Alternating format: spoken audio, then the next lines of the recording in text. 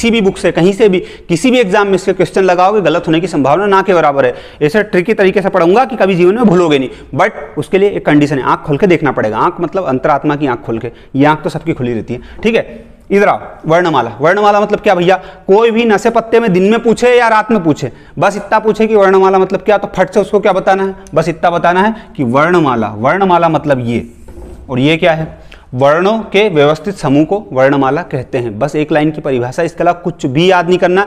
कोई माय का लाल गलत नहीं कर सकता इस परिभाषा को किसी भी एग्जाम में, 8वीं से लेकर IAS तक कहीं की भी एग्जाम दे देना तुम, ठीक है। तो वर्णों के व्यवस्थित समूह को वर्णमाला कहते हैं।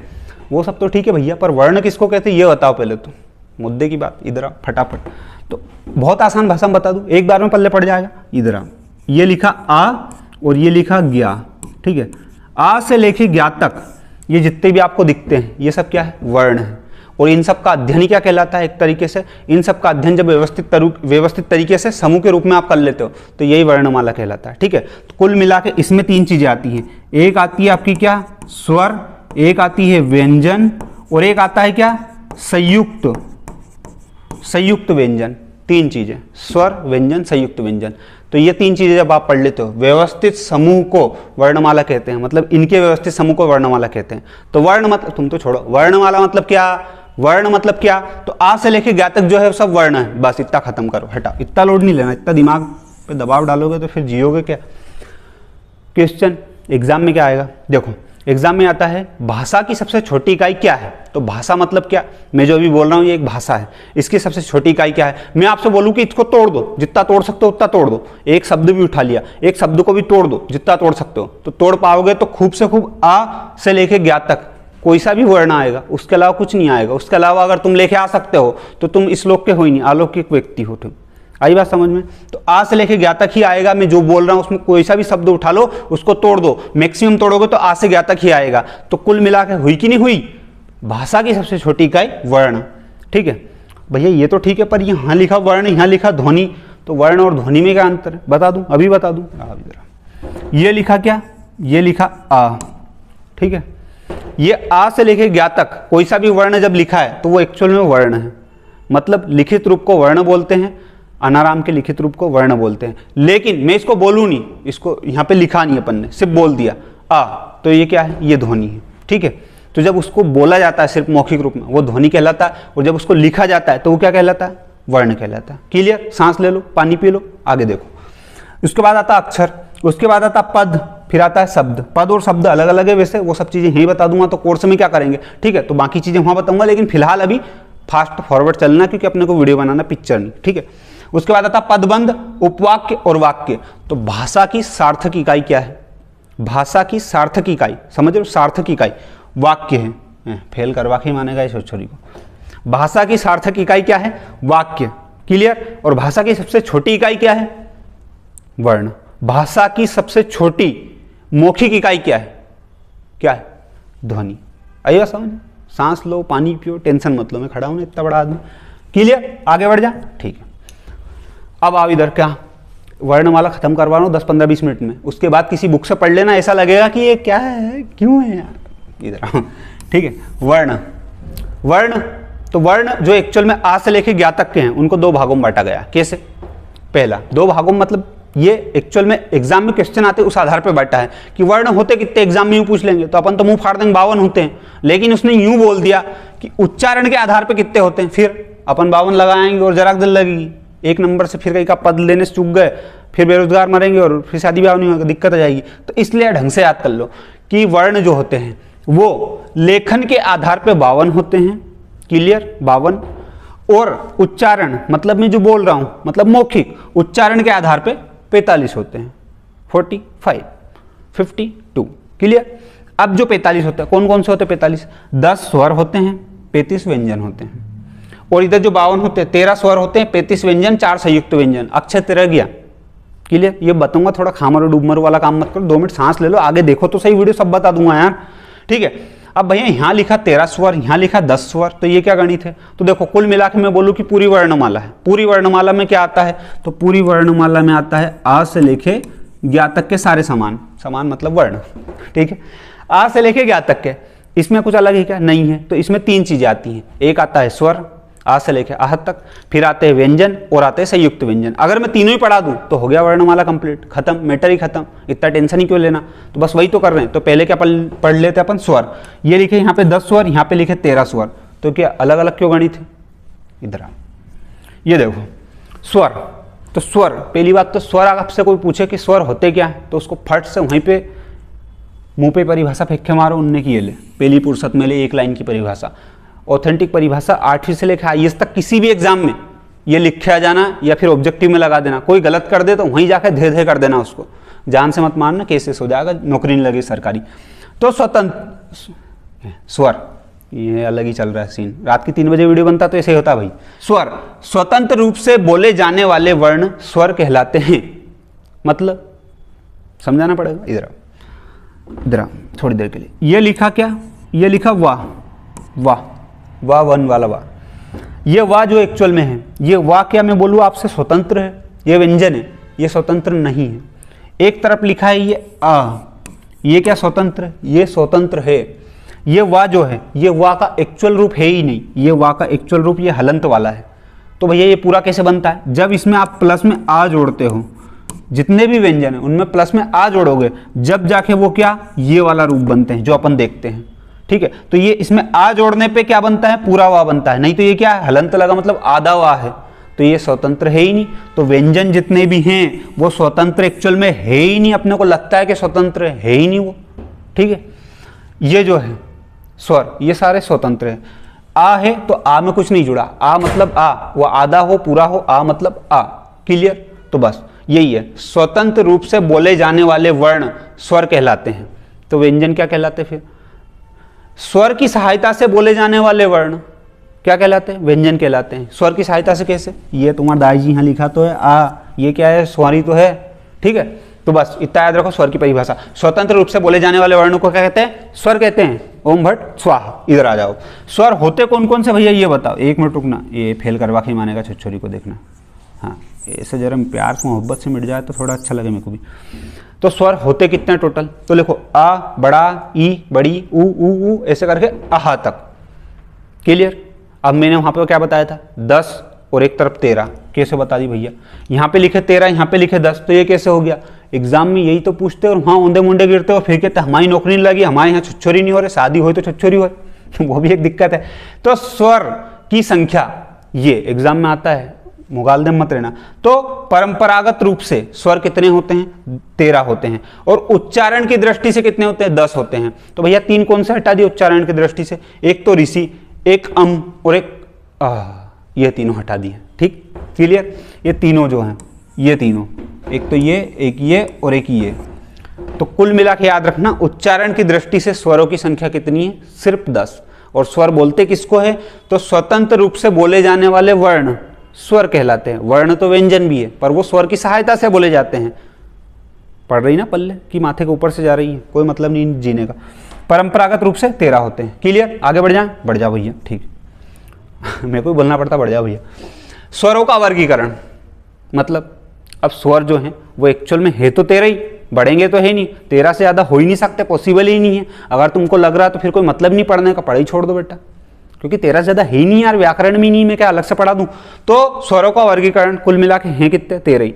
तो उनका वर्गीकरण करा कैसे, फिर अलग अलग चीज़ों के आधार पर करा है। देखो, मात्रा या उच्चारण के आधार पर, मतलब जब अपन बोलते हैं तो उनके उच्चारण में ज़्यादा टाइम लगता है कि कम टाइम लगता है, उसके आधार पे। जीभ के प्रयोग के आधार पे, होठों की स्थिति के आधार पे, जैसे कैसे ऊ बोलता हूँ तो गोल होठ बनते, आ बोलता हूँ तो अलग ही बनता है। घोषत्व के आधार पे स्वर यहाँ पे कंपन होता है। प्राणत्व के आधार पे, ज़्यादा तेज बोलता हूँ धीरे बोलता हूँ। हवा के आधार पे, मतलब हवा नाक से निकलती है कि मुँह से निकलती है, ठीक है। मुख विवर के आधार पे, तो ये सारे जो आधार हैं इनको एक एक से पढ़ेंगे, बस इतना पढ़ लिया मतलब स्वर कंप्लीट हटाओ, होने ही नहीं, टेंशन ही नहीं, फालतू इतना लोड मत लिया करो तुम, टेंशन मत लो यार इतना। तो पहला मुद्दा आता है क्या भैया, मात्रा या उच्चारण के आधार पे कितने प्रकार के होते हैं, 3 प्रकार के। आपसे ये भी पूछा जाता है एग्जाम पे कि मात्रा या उच्चारण के आधार पे स्वर कितने प्रकार के होते हैं, तो 3 प्रकार के। कौन से, ह्रस्व स्वर, दीर्घ स्वर, प्लुत स्वर।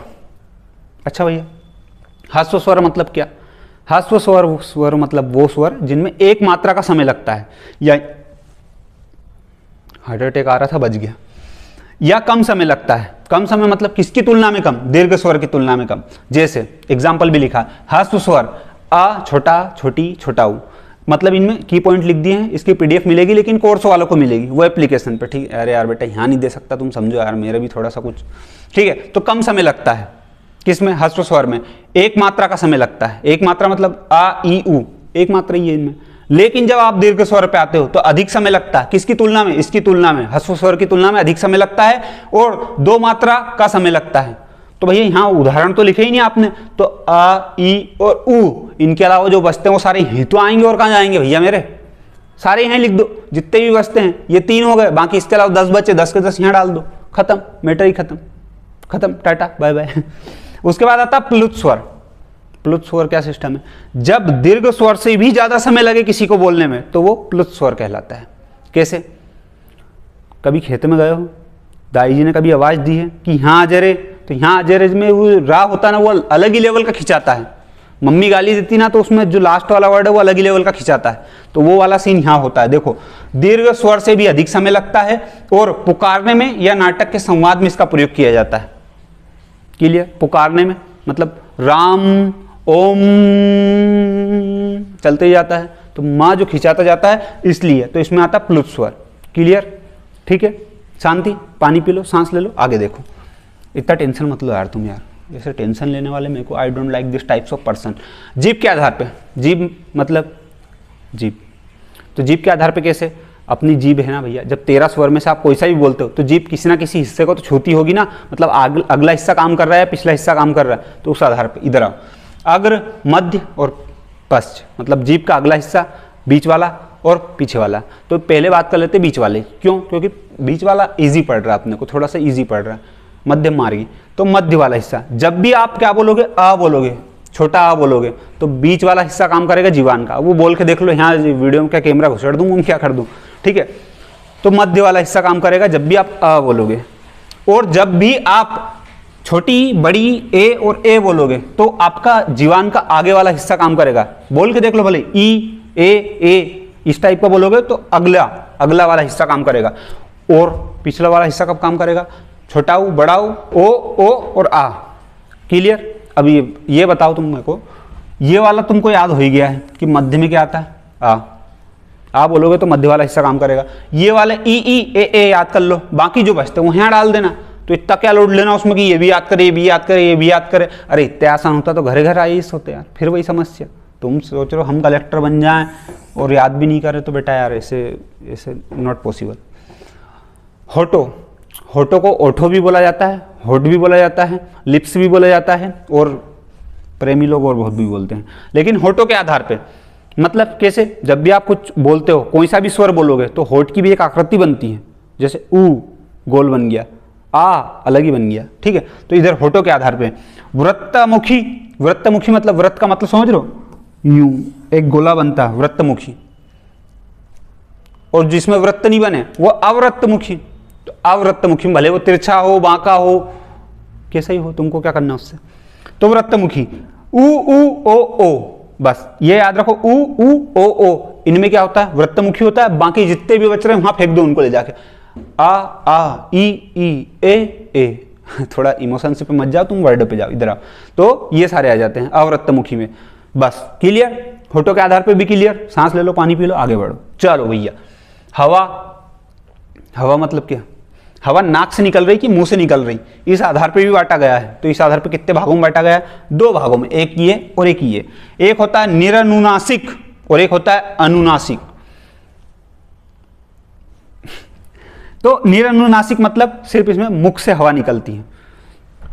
अब एक बात समझना, निरनुनासिक मतलब, नुनासिक मतलब तो नाक से, और निर का मतलब नहीं, नाक से नहीं निकलेगी। अब नाक से नहीं निकलेगी तो कहां से निकलेगी? सिर्फ मुंह से निकलेगी। तो निरनुनासिक, नी मतलब नाक से नहीं निकलेगी, तो कहां से निकलेगी? सिर्फ मुख से। और यहां पे आता अनुनासिक, तो नासिक मतलब तो अपना नाक हो गया, ठीक है। और अनु मतलब आने दो, तो नाक से आने दो। तो यहाँ पे नाक और मुंह दोनों से हवा निकलती है, इसलिए इसको क्या बोला जाता है? अनुनासिक। तो अनुनासिक में 2 याद कर लो, बाकी सब याद करने की कोई जरूरत नहीं। तो अनुनासिक, जब भी आप अम और आहा बोलोगे तो आपके नाक और मुंह दोनों से ध्वनि निकलेगी। बाकी इसके अलावा जितने भी आते हैं सब आ से लेके ओ तक यहाँ डाल दो, खत्म। तो ये याद करना ही नहीं है, सिर्फ ये याद करना कि अनुनासिक में दो चीजें आती हैं। ठीक है, क्लियर? शांति, सांस ले लूँ मैं? हाँ ले लो भैया, मेरे को बोलना पड़ता, हाँ ले लो भैया। इसके बाद में चीजें आती क्या? घोषत्व या कंपन के आधार पे। ये घोषत्व और कंपन क्या होता है?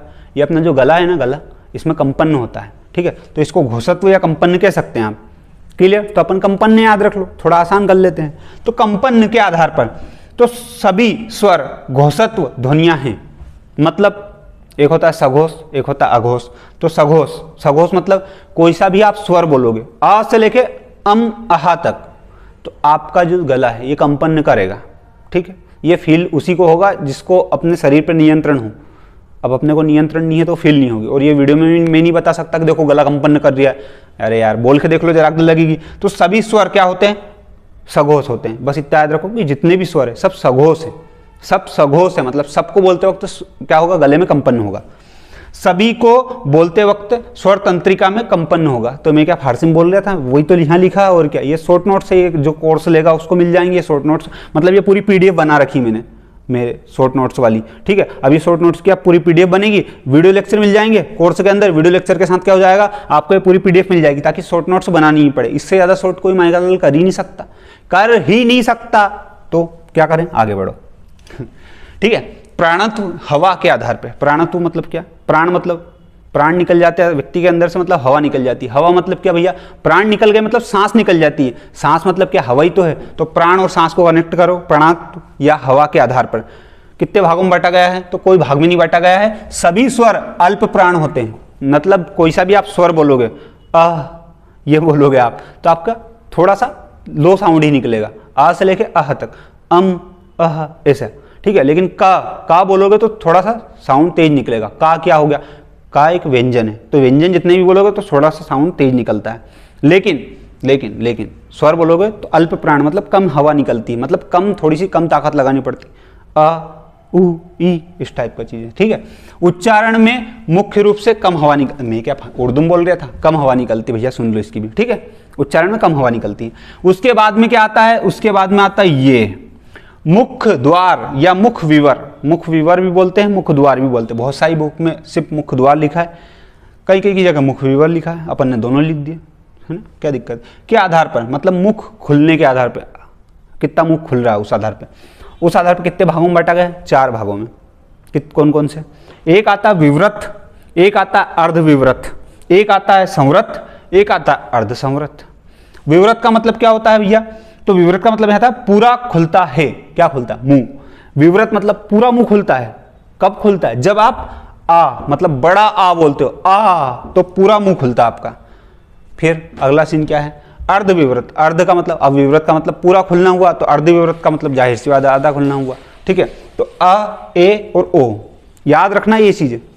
अ, ए और ओ, ये जो 3 स्वर हैं, ये जब आप बोलते हो तो अर्धविव्रत के अंतर्गत आते हैं। क्लियर? ये भी याद रखना कि मुख द्वार खुलने के आधार पर कितने भागों में बांटा है? 4। कौन कौन से? विव्रत, अर्धविव्रत, संवृत, अर्धसंवृत। तो संवृत लगभग मुंह बंद रहता है। संवृत का मतलब बंद, तो लगभग मुंह बंद ही रहता है, ये मान के चलना आप। ठीक है, तो जैसे ई उ, तो लगभग मुंह आपका बंद रहेगा। क्लियर? अब इसमें आता है अर्धसंवृत, मतलब लगभग आधा मुंह बंद रहेगा आपका। तो ए और ओ। ठीक है, अब देखो ये जो होठों की आकृति है, तुम्हारे मुंह का जो ढांचा है, सिस्टम है, ये अपन मैं इसे बता नहीं सकता आप लोगों को, तो ये फील कर लो अपने आप में, और फील नहीं कर सकते तो ये अपने आप में रट लो। क्लियर बात है? ये वर्णमाला है, ये बनाई गई है विद्वानों के द्वारा, और ये एग्जाम में आती है। अब किसी ने भी बनाया इससे कोई मतलब नहीं, लेकिन तुम्हारा अधिकारी बनने का सपना यही पूरा कर सकता है। क्लियर? तो पूरी जान इसको रटने में डाली जाए, या फिर प्रैक्टिकल कर लिया जाए, जो आपको इजी लगे। ठीक है, तो अर्धसंवृत। हालांकि मुझे यहाँ पे एक सेंसलेस चीज लगी कि अर्धविव्रत मतलब भी आधा खुलना हुआ, अर्धसंवृत मतलब आधा बंद हुआ, तो कुल मिला के आधा बंद करो या आधा खोलो, बात तो आधे पे आती है ना। लेकिन ठीक है, कोई दिक्कत नहीं, वर्णमाला है भैया, वर्णमाला के हिसाब से पढ़ लो। तो याद रखना अगर अर्धसंवृत में ए और ओ आता है, अर्धविव्रत में आ, ए, ओ आता है। क्लियर? ठीक है, क्लियर? शांति। अब आ जाओ नेक्स्ट पे। नेक्स्ट क्या कहना चाह रहा भैया? व्यंजन। व्यंजन मतलब अभी तो बताया था भैया मेरे कि स्वर की सहायता से बोले जाने वाले वर्ण व्यंजन कहलाते हैं। कैसे? एक बार वो बता दूं यार, मेरा मन नहीं मान रहा। अरे नहीं बताऊंगा मैं तो। इधर जैसे लिखा मैंने ना, तो ये जो ना है ये क्या है? ये व्यंजन है, लेकिन ये पूरा व्यंजन नहीं है। इसका ना का एक्चुअल वर्ण क्या होता है, हलंत वाला। इसमें तो क्या जुड़ा है, इसमें तो आ जुड़ा है। तो मतलब ये हुआ ना कि स्वर की सहायता से बोले जाते हैं, तो स्वर की सहायता से बोले जाने वाले वर्ण व्यंजन कहलाते हैं। ओम भट्ट स्वाहा। ठीक है, क्लियर। तो व्यंजन की संख्या, व्यंजन होते कितने, एग्जाम में पूछते हैं, फिर फेल हो गए, फिर शादी ब्याह, फिर भैया कुछ नहीं कर पाएंगे। तो व्यंजन की संख्या, तो व्यंजन की परंपरागत रूप से 33 होती है संख्या। ठीक है, और द्विगुण व्यंजन मतलब ड और ढा, बिंदु वाले ड और ढा को आप जोड़ दोगे तो इनकी संख्या कितनी हो जाएगी, 35। क्लियर, शांति, सांस ले लो, पानी पी लो, वाह। अब आ जाओ नेक्स्ट पे, व्यंजनों का वर्गीकरण। बहुत आसान तरीके से ये 3 चीजें मैंने बहुत इजी कर दी, इतनी इजी कि आप भी देखोगे तो उनको वाह यार भैया मन कर रहा है गले लगाने का, पर इतनी दूर आ नहीं पाएंगे। तो कोई बात नहीं, वहीं से कमेंट कर देना प्याज भरी। ठीक है, तो व्यंजनों का वर्गीकरण कितने आधार पे किया, 1 2 3 4 5 6 7 आधार पे। कौन कौन से, स्पर्श के आधार पे, घोषत्व के आधार पे, प्राणत्व के आधार पे, अंतस्थ व्यंजन, ऊष्म व्यंजन, संयुक्त व्यंजन, उच्छिप्त व्यंजन। एक एक से पढ़ लें, हाँ भैया पढ़ लेते हैं, ठीक है कोई बात नहीं, इधर आ जा। तो देखो मैंने यहाँ पे क्या करा, 1 2 3 मतलब स्पर्श, घोषत्व और प्राणत्व, इनका जो बेस्ट कंटेंट था किसी भी बुक में वो यहाँ निकाल के आपके सामने डाल दिया। तो स्पर्श के आधार पे, घोषत्व के आधार पे और प्राणत्व के आधार पे टोटल कितने वर्ण हैं, 25। कहाँ से कहाँ तक, का से लेके माँ तक। ठीक है, गला सूख रहा है यार, का से लेके माँ तक। अब ये का से लेके जो माँ तक है पूरे, ये 3 आधार पे हैं, स्पर्श, घोषत्व और प्राणत्व। अब इधर आना, देखना इधर, सुनना शांति से, ये टेबल बहुत इंपॉर्टेंट है। ये जो का, ख, ग, घ और डा, च, छ, ज, झ, इया, ऐसे ट, ठ, ड, प, फ, व, ये सारी ये फेल करवा के ही मानेगा विचार औलाद उनको। हाँ, तो ये सारी जो चीज़ है। अब इसमें देखना, ये का वाली लाइन है, इसको क्या बोला जाता है, का वर्ग।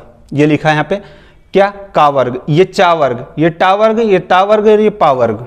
ये पूरा क्रम होता है। पा वर्ग मतलब प, फ, ब, भ, मा, ऐसा आता है।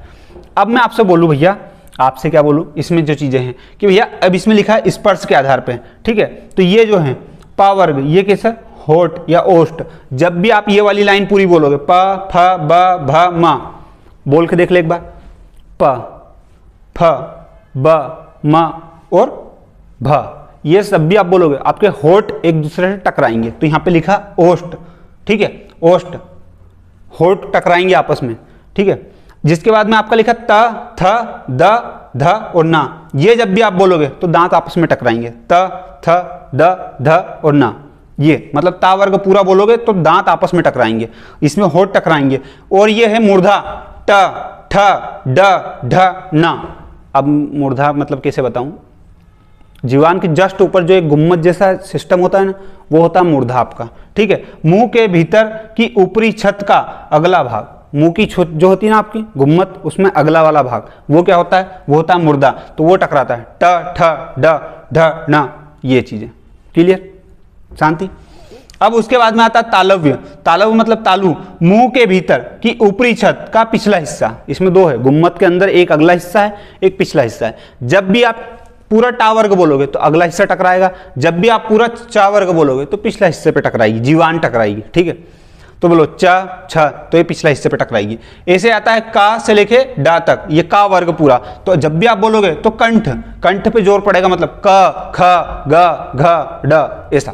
आई बात समझ में, क्लियर। बस इस तरीके से याद करना। अब जो ये है का से लेके माँ तक, ये टोटल कितने हैं, 25 हैं। तो अब इनको ये और चीज और देखना, यहाँ पे लिखा हुआ बाकायदा स्पष्ट तरीके से। ठीक है, अघोष, अघोष, अघोष और ये मतलब जो आगे की 2 लाइन है का की, ये वाली लाइन और ये वाली लाइन, ये जो दोनों लाइन है, ये दोनों लाइन क्या कहलाएंगी आपकी, अघोष, और ये भी अघोष। क्लियर, ये टेबल पूरी एज इट इज दिमाग में बिठा ही लेना। ठीक है, आपसे यूं पूछा जाएगा एग्जाम में कि टा घोष है कि अघोष है, तो आपको यहां बताना है, अच्छा टा यहां आता है, ये देखो अघोष। क्लियर, बस इतना सा है। अब आपसे पूछा जाएगा इया घोष है कि अघोष है, तो भैया यहां पे आएगा सघोष। ये इया मतलब सघोष। तो ये 3 क्या है, इधर वाले सघोष है, ये अघोष है। क्लियर, शांति, सांस ले लो।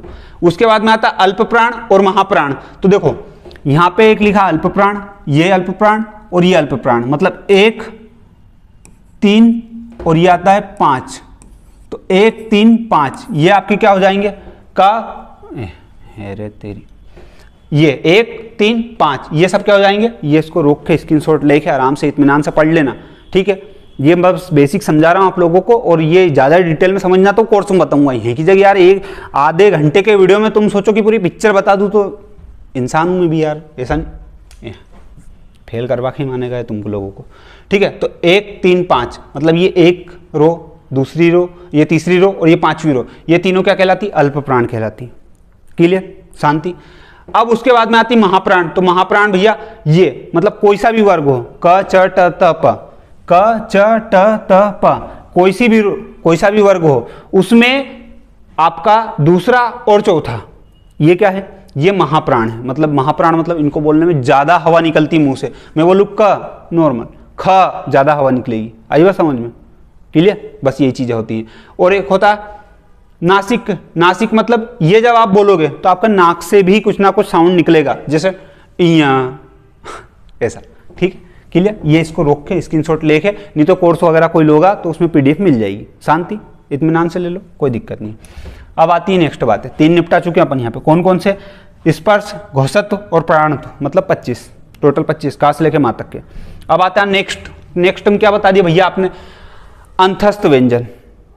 अंतस्थ व्यंजन में कौन कौन से आते हैं? अंतस्थ व्यंजन की एक चीज और सुन लेना, ये है यहाँ पे अंतस्थ व्यंजन, ये है उष्म और ये है उच्चिप्त।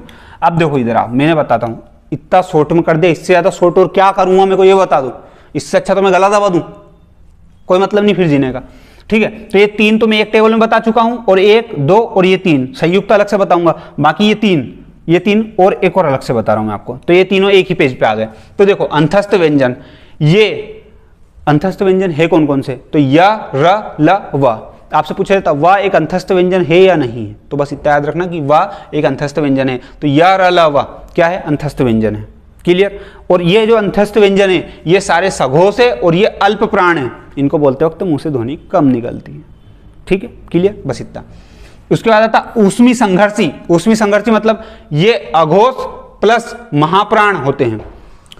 ऊष्म या संघर्षी, स स स स ये सारे संघर्षी होते हैं। मतलब इनको जब भी बोलेंगे तो रगड़ता हुआ कुछ आएगा, ठीक है। मतलब गर्म ध्वनि सी आएगी, मतलब गर्म हवा सी आएगी, आपको देखना भले। संघर्षी, ऊष्म या संघर्षी। ऊष्म मतलब नाम ही इसलिए रखा है, ऊष्म मतलब क्या होता है, गर्मी होती है। तो स स स और हा, ये चारों क्या है? ऊष्म और संघर्षी हैं। ये सारे अघोष हैं और ये महाप्राण है। जब भी बोलोगे स तो थोड़ी सी ज्यादा एनर्जी लगानी पड़ेगी आपको, ठीक है। आई बात समझ में? और उसके बाद आता उच्छिप्त। उच्छिप्त में ये दोनों आते बस, और कोई सा नहीं आता। उच्छिप्त में डा आएगा, डा मतलब बिंदु वाला डा, और ढा आएगा बिंदु वाला ढा, ठीक है। तो ये जो डा है ये अल्प प्राण है और सघोष है, दोनों है सघोष ही, और ये महाप्राण है और ये सघोष है। ये बहुत शॉर्ट में और बहुत सही शार्ट तरीके से बता रहा हूँ, लिख लेना। और नहीं तो इसकी पीडीएफ ले लेना, ठीक है। पीडीएफ कहाँ मिलेगी? पीडीएफ कोर्स वालों को मिलेगी यार बेटा, यार तो समझा करो यार, नहीं हो सकता ऐसा। संयुक्त व्यंजन लास्ट बचा है, थोड़ा सा दम और भर लो, कोई मतलब नहीं है।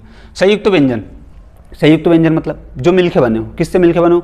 2-3 से मिलके बने हो। तो देखो इधर आओ, अक्षा आता है, इसकी ट्रिक भी यहीं पे लिखी हुई है। अक्षा का और सा 2 से मिलके बना है। का पे यहाँ पे आधा का है, ठीक है, पूरा का नहीं है। मतलब का के अंदर वो पूरा आ भी नहीं है, सिर्फ आधा का है और सा है, दोनों से मिलके अक्षय बनता है। तो अक्षय, तिरे, ज्ञा और स्रा ये चारों ही है संयुक्त व्यंजन, बस इसके अलावा कुछ भी नहीं है अलग से, 4 ही है बस।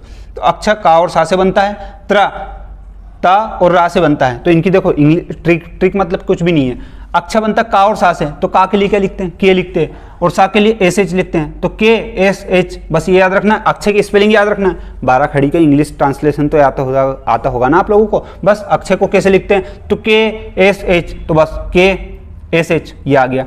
जिसके बाद आता त्र, तो त और रा। तो देखो ता के लिए टी लिख दिया और रा के लिए आर ए लिख दिया। जिसके बाद आता ज्ञा, ज्ञा के लिए जा लिख दिया, और यहाँ पे इया के लिए वाई एन लिख दिया, ठीक है। उसके बाद में आता स्रा, स्रा के लिए सा लिख दिया, एस एच, और रा के लिए आर लिख दिया। थोड़ा बहुत तो होगा, नहीं तो भैया यहाँ तो रा के लिए आर लिखा और यहाँ आर ए लिख दिया।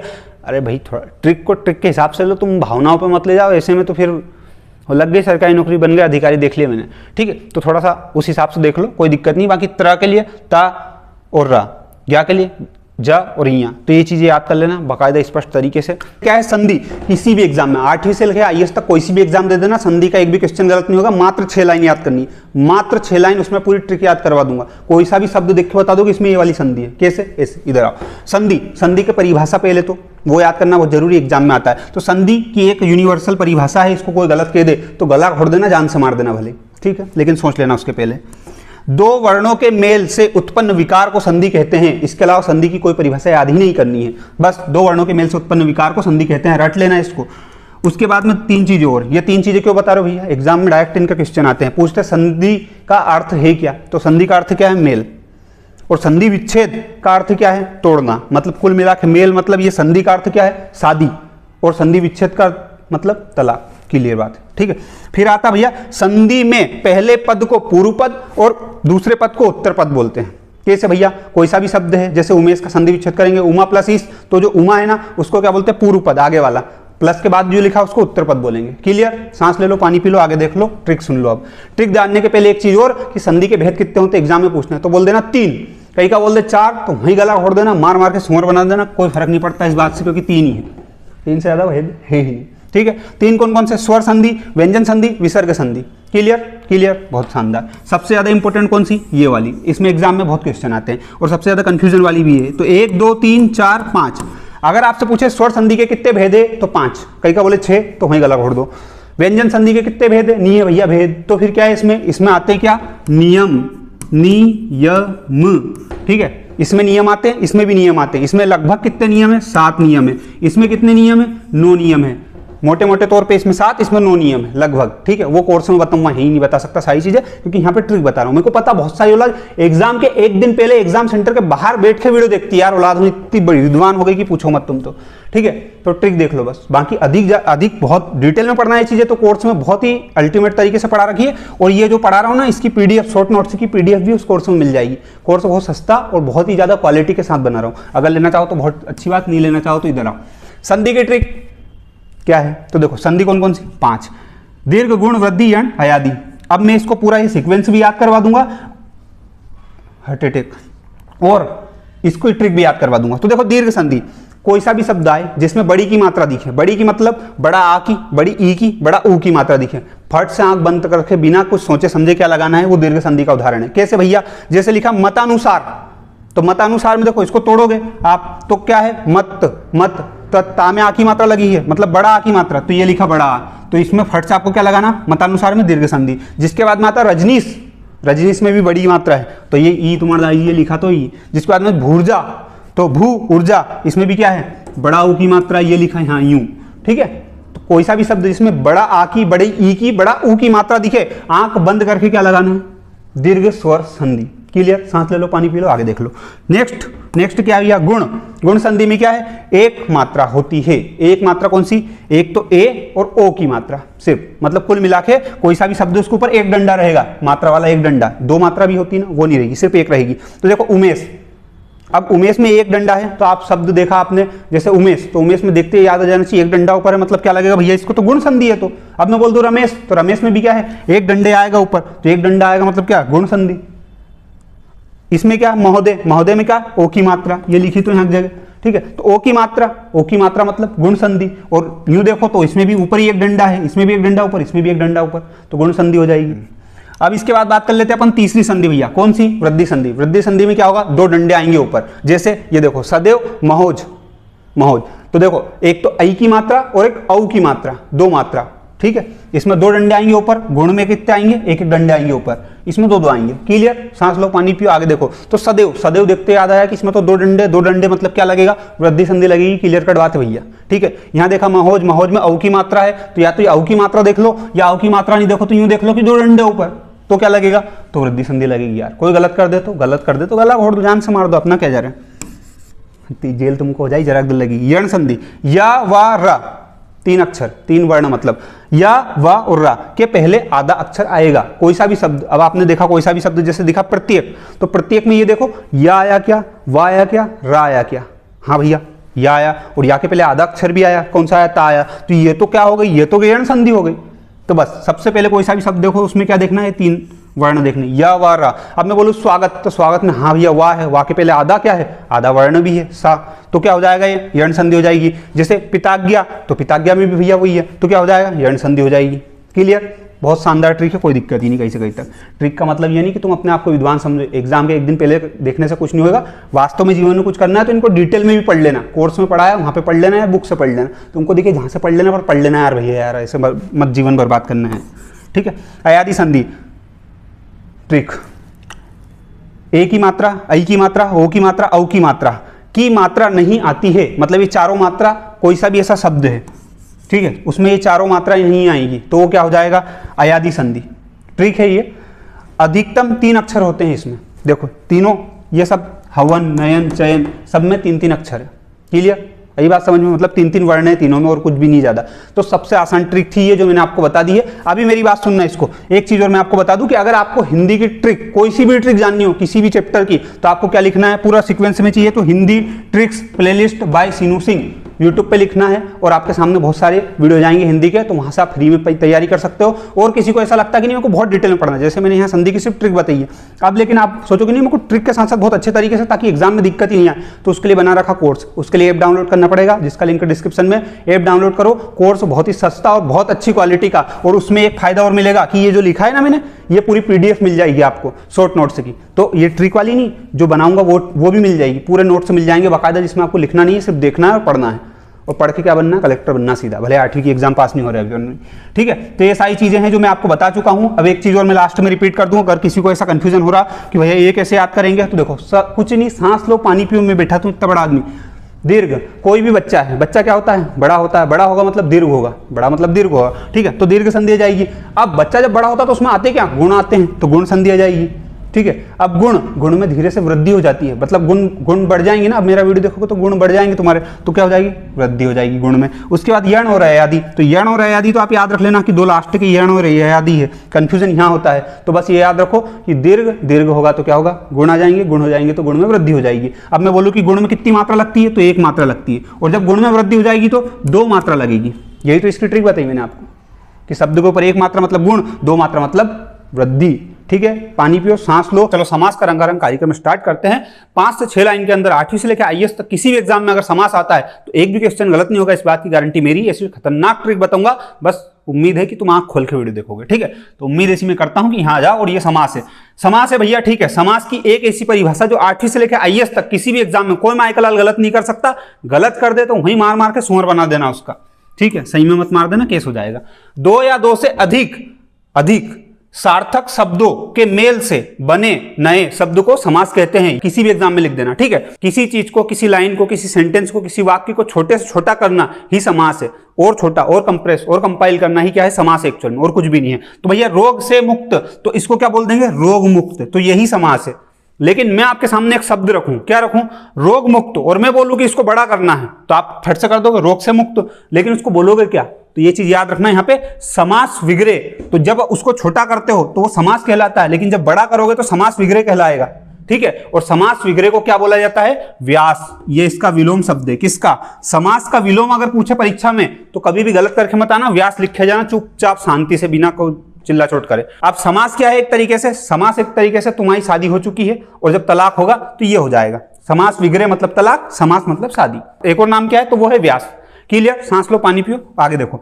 अब एक क्वेश्चन आता है पूर्व पद उत्तर पद का, तो भैया एक एग्जांपल और ले रहा हूं, राजपुत्र। राजपुत्र आपके सामने लिखा है, राजपुत्र में कुछ नहीं करना है आपको। आपसे पूछा जाता है कि इसमें पूर्व पद कौन सा है और उत्तर पद कौन सा है, तो हमेशा याद रखना है जो आगे का रहेगा वो पूर्व पद रहेगा और पीछे का रहेगा उत्तर पद। ठीक है, तो आगे का जो है कौन है, राज है, तो राज का क्या हो जाएगा, पूर्व पद, और पीछे का क्या हो जाएगा, उत्तर पद। ठीक है, बस इतना। अब आती है ट्रिक आएगी, अब आंख खोल के वीडियो को देखना। अब ट्रिक के पहले एक चीज और, कि कोई भी माइका लाल तुमसे ये पूछे 8वीं से लेकर IAS तक कहीं की भी एग्जाम में, चाहे दोस्त यार नींद में पूछे, दिन में पूछे, कैसे ही पूछे कि भेद कितने होते हैं समाज के, ये बता दो तुम तो हमको बस, तो उसको फट से बोल देना 6 भेद होते हैं। देख भाई क्लियर बात है, 6 से ज्यादा एक वो बोलते कि नहीं 7 होते, धे कर देना, वहीं की जगह मार डालना, भले कोई फर्क नहीं पड़ता। जो आदमी गलत बता रहा है उसको मार दो, कोई मतलब छोड़ना।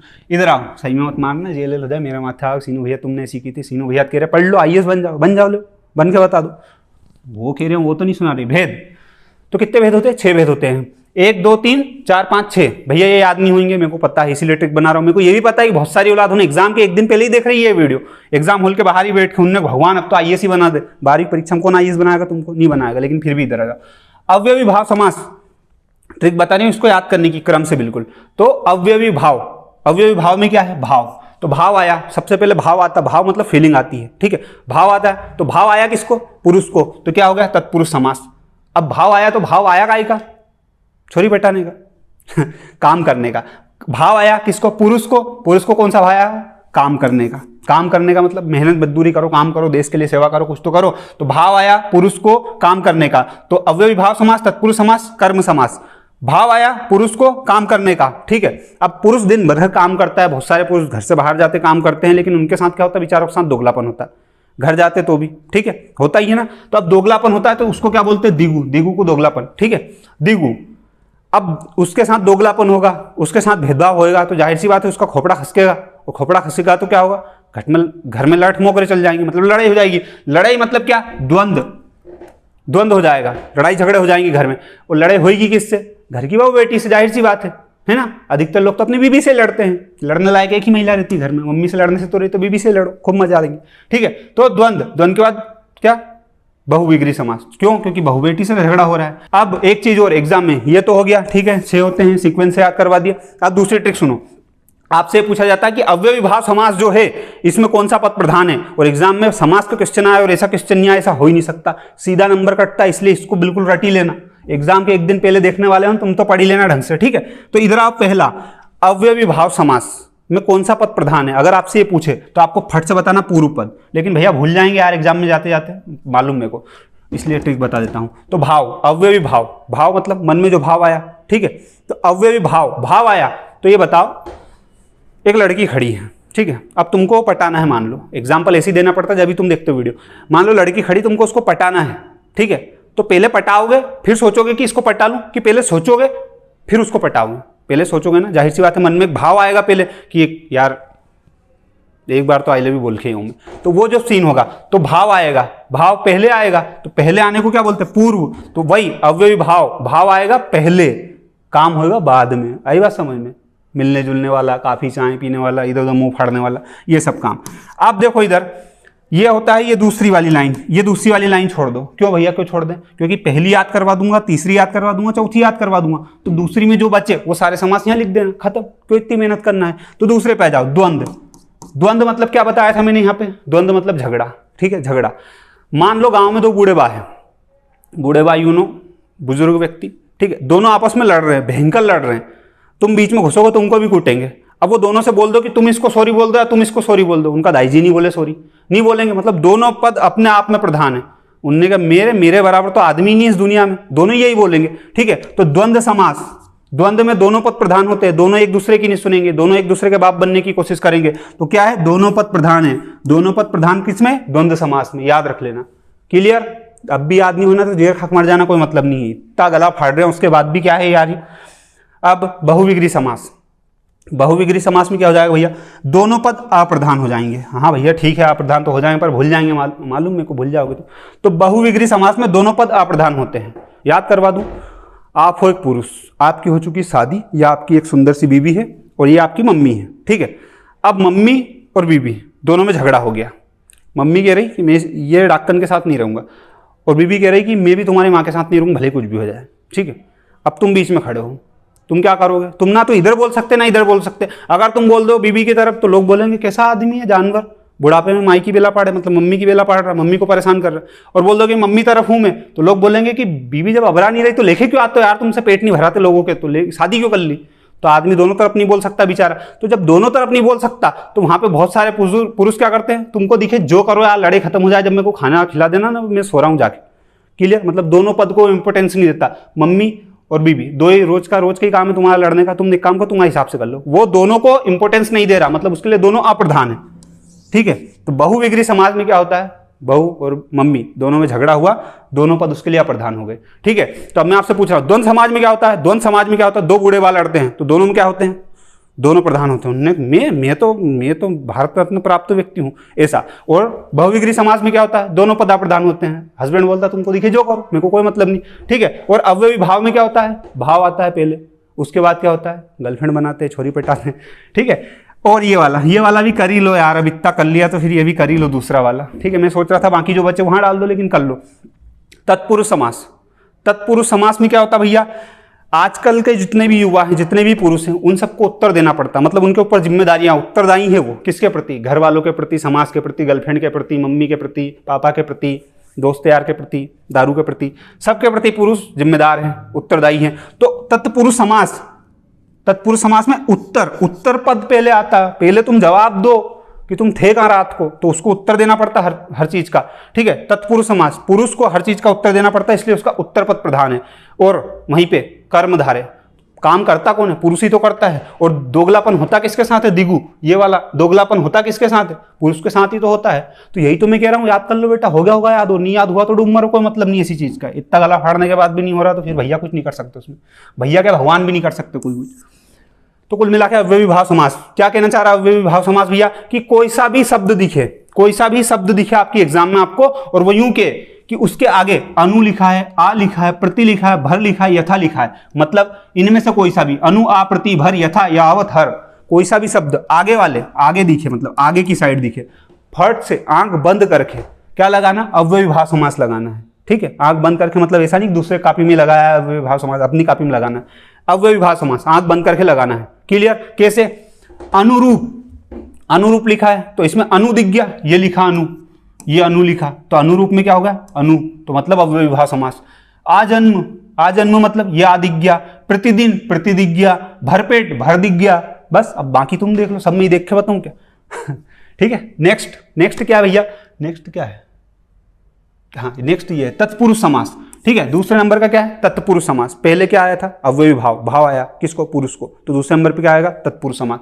तत्पुरुष समास में कुछ भी नहीं है, बहुत आसान, बहुत लप्पा, बहुत ही तरीके से, कि का, की, के, को, से, के द्वारा, के लिए, में और पर, किसी भी शब्द में दिखे, किसी भी शब्द में, तो फट से क्या लगाना, तत्पुरुष समास लगाना। लेकिन एक चीज और बता दूं, किसी को ये पूरे समास बहुत डिटेल में पढ़ना है, अच्छे लेवल के पढ़ना है, ठीक है। क्योंकि तत्पुरुष समास के अंदर भी 6 भेद और होते हैं, 5-6 भेद और होते हैं। भेद मतलब उसके प्रकार होते हैं और टाइप होते हैं, जो मैंने यहाँ लिख रखे। तो ये सारी चीजें मैंने कोर्स में और डिटेल में बताई है, बहुत डिटेल में। तो हिंदी का कोर्स अगर खरीदना हो किसी को तो उसका लिंक डिस्क्रिप्शन में दे रखा है, वहां पे हर चीज कॉमेडी तरीके से, ट्रिक के माध्यम से, एग्जाम के जितने डीप में जा सकते हैं उतना डीप में, और बहुत व्यवस्थित तरीके से और बहुत कम समय में मैंने बताई है। और ये पूरी पीडीएफ भी उस कोर्स में आपको फ्री में मिल रही है। तो कोर्स आप देख लेना, लगे तो, नहीं लगे तो यहाँ निगाह पाड़ो, इधर आओ। तत्पुरुष समास में क्या होता है, का, की, के, को, से, के द्वारा, के लिए, में, पर, ये सारी चीजें अगर किसी भी शब्द में दिखे, तत्पुरुष समास, सीधी बात है, नो बकवास। आई बात समझ में। कैसे भैया, हमको बता दो एक एग्जाम्पल ये बता दिया, जैसे लिखा राजपुत्र, तो राजपुत्र का क्या करो, समास विग्रह करो। अब समास विग्रह का एक और नाम क्या बताया था मैंने, व्यास। समास का अपोजिट क्या है, व्यास। तो अभी ये क्या है, एक समास वाला शब्द है, इसका व्यास करना पड़ेगा, मतलब इसको तोड़ना पड़ेगा, जब जाकर पता चलेगा कि इसमें कौन सा समास है। तो आप इसको करोगे राजपुत्र, तो राजा का पुत्र, राजा का पुत्र, ठीक है। राजपुत्र मतलब राजा का पुत्र। तो का क्या आया इसमें आया का, तो का है कि नहीं अपने इसमें, ये का है, मतलब क्या लगाना है इसमें, तत्पुरुष समास। स्नान घर, अब स्नान के लिए घर कौन बनाता है, कहाँ का जानवर होगा स्नान करने के लिए घर बनाएगा, लेकिन हिंदी है, हिंदी को हिंदी की तरह पढ़ो, ठीक है। तो भैया मान लिया कि स्नान घर, ठीक है। तो स्नान घर के अगर व्यास करेंगे, समास विग्रह करेंगे, तो क्या आएगा, के लिए, स्नान के लिए घर, स्नान घर, क्या लगा दो, तत्पुरुष समास, खत्म। अब ये बाकी एग्जाम्पल है, रोक के देख लेना, सब बांच के बताऊंगा, उससे कोई मतलब नहीं, क्लियर है ना, समझ में आ गया होगा। और क्या बताऊं तुमको, तो ये याद करना, ऊपर के 5-6 शब्द याद करो ना, इसके भी ऊपर के याद करो। ये एग्जाम्पल क्यों देखना है यार तुमको, और देखना तो बुक में लगा लेना, वो भी यही बताऊंगा, तो फिर बचेगा जीवन में। इधर आओ, कर्मधारय समास, तीसरे नंबर में क्या, हे जो और के समान, हे जो और के समान आई किसी भी शब्द में, उसको तोड़ने के बाद, व्यास करने के बाद, तो क्या लगाना है, कुछ नहीं लगाना, कर्मधारय समास लगाना। जैसे महापुरुष, तो महान है जो पुरुष, क्लियर बात है। प्राण प्रिय, प्राणों के समान प्रिय, प्राणों के समान प्रिय, ठीक है। अब बात कर लेते हैं विशेषण और विशेष्य की। तो देखो यहाँ पे वैसे बताना नहीं चाहिए, पर बता देता हूँ, ठीक है। तो विशेषण क्या है, विशेष्य क्या है, तो विशेष्य ये है भैया, विशेष्य में हूँ, ठीक है। अब मैं मान लो थोड़ी देर के लिए बहुत सुंदर व्यक्ति हूँ, तो सुंदर क्या है, सुंदरता जो है एक विशेषण है, ठीक है, मेरे लिए, और विशेष क्या हूँ, विशेष में हूँ, ठीक है, आई बात समझ में? ये बहुत आसान भाषा में बता रहा हूं। उपमान और उपमेय क्या है? उपमान और उपमेय यह है कि उपमेय मतलब बोलते हैं ना चांद सा रोशन चेहरा, तो चेहरा जो है वो क्या है? उपमेय है। और है किसके जैसा? चांद के जैसा रोशन है, तो वो है क्या है? चांद। उपमान है। ठीक है, तो यहाँ पे उपमान उपमेय और विशेषण विशेष दो चीज भी आपको मैं बता चुका हूं। शांति से आगे बढ़ो, खुश रहो। ठीक है, जिसके बाद में आता है दिगु। दिगु समास कौन से नंबर का? 4 नंबर का। ये लिखा है यहाँ पे।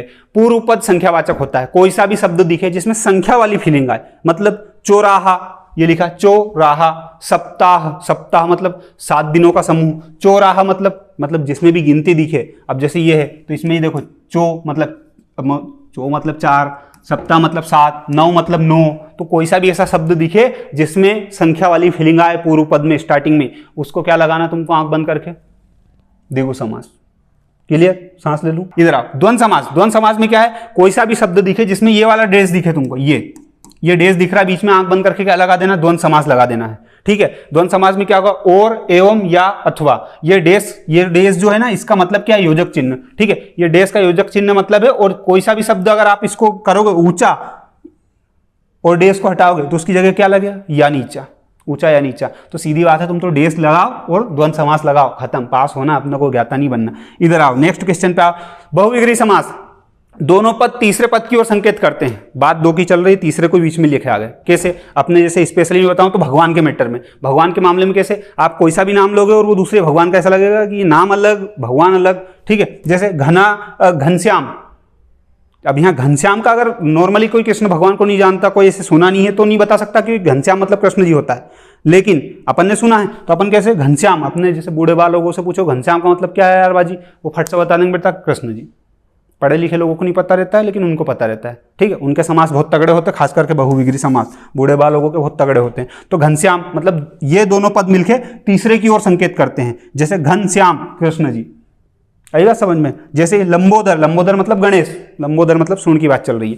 क्लियर? ये सारी चीजें होती है। बाकी ये जो चीजें हैं संधि समास में अंतर, तो कोई माइकल लाल ऐसा हो जिसको संधि समास में अंतर पता हो तो 2 अंतर कमेंट में बता देना। क्लियर कट बात बोल रहा हूं। और रस से आज के बाद कभी जीवन में डर नहीं लगेगा। बस गिनती के 11 गाने याद कर लेने, तभी पूरे रस याद हो जाएंगे। कैसे? ऐसे। इधर आओ। तो रस के पहले बेसिक क्वेश्चन जो हर बच्चे को याद होते हैं तो वो याद कर लो, नहीं तो एग्जाम में औंधा मुंडे धराओगे, फिर भैया तो भैया ना भाभी कोई कुछ नहीं कर पाएगा। तो रस के क्या होते हैं भैया? बेसिक क्वेश्चन जो ऑब्जेक्टिव फॉर्म में आ जाते तो बताना पड़ेगा अपने को। रस का संबंध किससे होता है? कौन सी धातु से होता है? स्र धातु से होता है, ये याद रखना। ठीक है, जिसके बाद में रस का शाब्दिक अर्थ, रस का शाब्दिक अर्थ होता है आनंद। और ये किसने बोला है? रामचंद्र शुक्ल ने बोला है। ये बात भी अच्छे से याद रखना। जिसके बाद भैया रस की एक यूनिक परिभाषा जो 8वीं से लेकर IAS तक किसी भी एग्जाम में लिखे जाओ, कोई गलत कर दे तो गला घोट देना वहीं की जगह।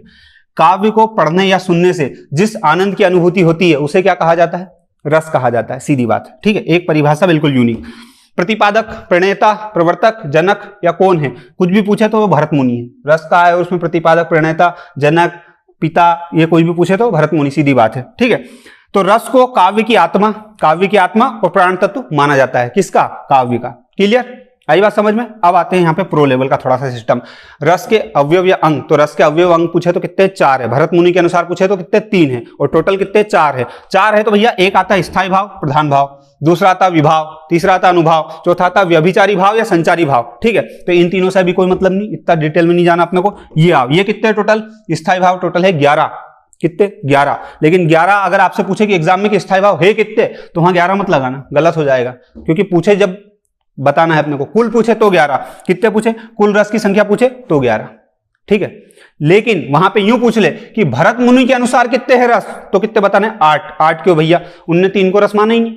जैसे भक्ति और वात्सल्य ये दोनों किस में जाते हैं? श्रृंगार रस में आ जाते हैं, इसलिए उन्होंने माना ही नहीं। क्योंकि भक्ति का मतलब भी प्रेम होता है। बस ये है कि तुम भक्ति रस में प्रेम करते हो किससे? भगवान से। वात्सल्य में मम्मी और बेटे के अंदर मतलब ममता वाला सीन आ जाता है। और श्रृंगार रस में वही पति पत्नी वाला के लो, गर्लफ्रेंड बॉयफ्रेंड वाला के लो। इसलिए भक्ति और वात्सल्य दोनों है तो एक्चुअल में क्या? प्रेम, अनुराग ही।